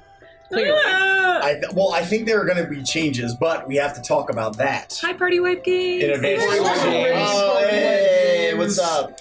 Thank you for the Thank Thank you you so much for the Raid. raid. It's great to see you, Party Wipe Games. We just finished our Yeah, session. we just finished up. We're switching We're over in to Baba Adventures and Yaga's Chill. Dancing Hut right now. Yeah. But we are cutting it over to Adventures and Chill, which is where we talk about the session, favorite moments, theories, talk about a bunch of stuff. It's it's Adventures in Therapy, we call it. Mm-hmm. If you like Dungeons & Dragons, we really appreciate a follow. Thank you so much. And so what do we do every week? What? What? Oh, we have next week off. D&D? Oh. Oh, and also let's get our thanks in. Thank you so much, Anthony and Jeff, for the follow. so- Really appreciate it, Thank you. Anthony. Thanks So for we the saw some biddy donations. Coil Twitch Bot donated 100 bits, and Asian Gimli finished off the 5. Thanks so much. Oh my thank gosh, there's some y'all. twists. I know that Asian Gimli said that he had to bounce Yeah, out a little leave, early, yeah. but Do we get I Am Scourge? thank you. Thank you if we do not get I am Scourge. Scourge, and Rip Artist followed the channel. Thank you, Rip Artist and I And Am then Scourge. Anthony Love you guys. HF followed the channel, and of course, Party White Games. Thank you so much for the host. So we really Thank the you. raid and the host. We appreciate it. Yeah, thank you so much. So yeah, that is a good point to make. So normally we are here every Tuesday at 7:30 p.m. Eastern Standard Time, but next week we are all out. So we're We're taking at a the week beach. off. Yeah, we're Taking we're a taking beach taking a trip. small vacation. Going to the beach. And then so we- see you in 2 weeks. And then we'll be back the following Saturday, the following Tuesday, and then Saturday, August 21st is our next Beneath Dark Wings, which is our big once a month campaign. So. yeah. We're gonna cut over- We're gonna cut over. Yeah, Try We're to going refresh. to our Don't go subscriber anywhere. only. Yeah, we're switching you over should to have our- a 5-minute preview, but please join us. Beach and episode. Chat Beach out. episode. Let's go. What sins do you have? Do you want to confess? We'll It's be right Adventures back. and We Chills. love you all. We'll see you soon, or we'll see you in 2 weeks. Yep. Good night, everybody. Good night.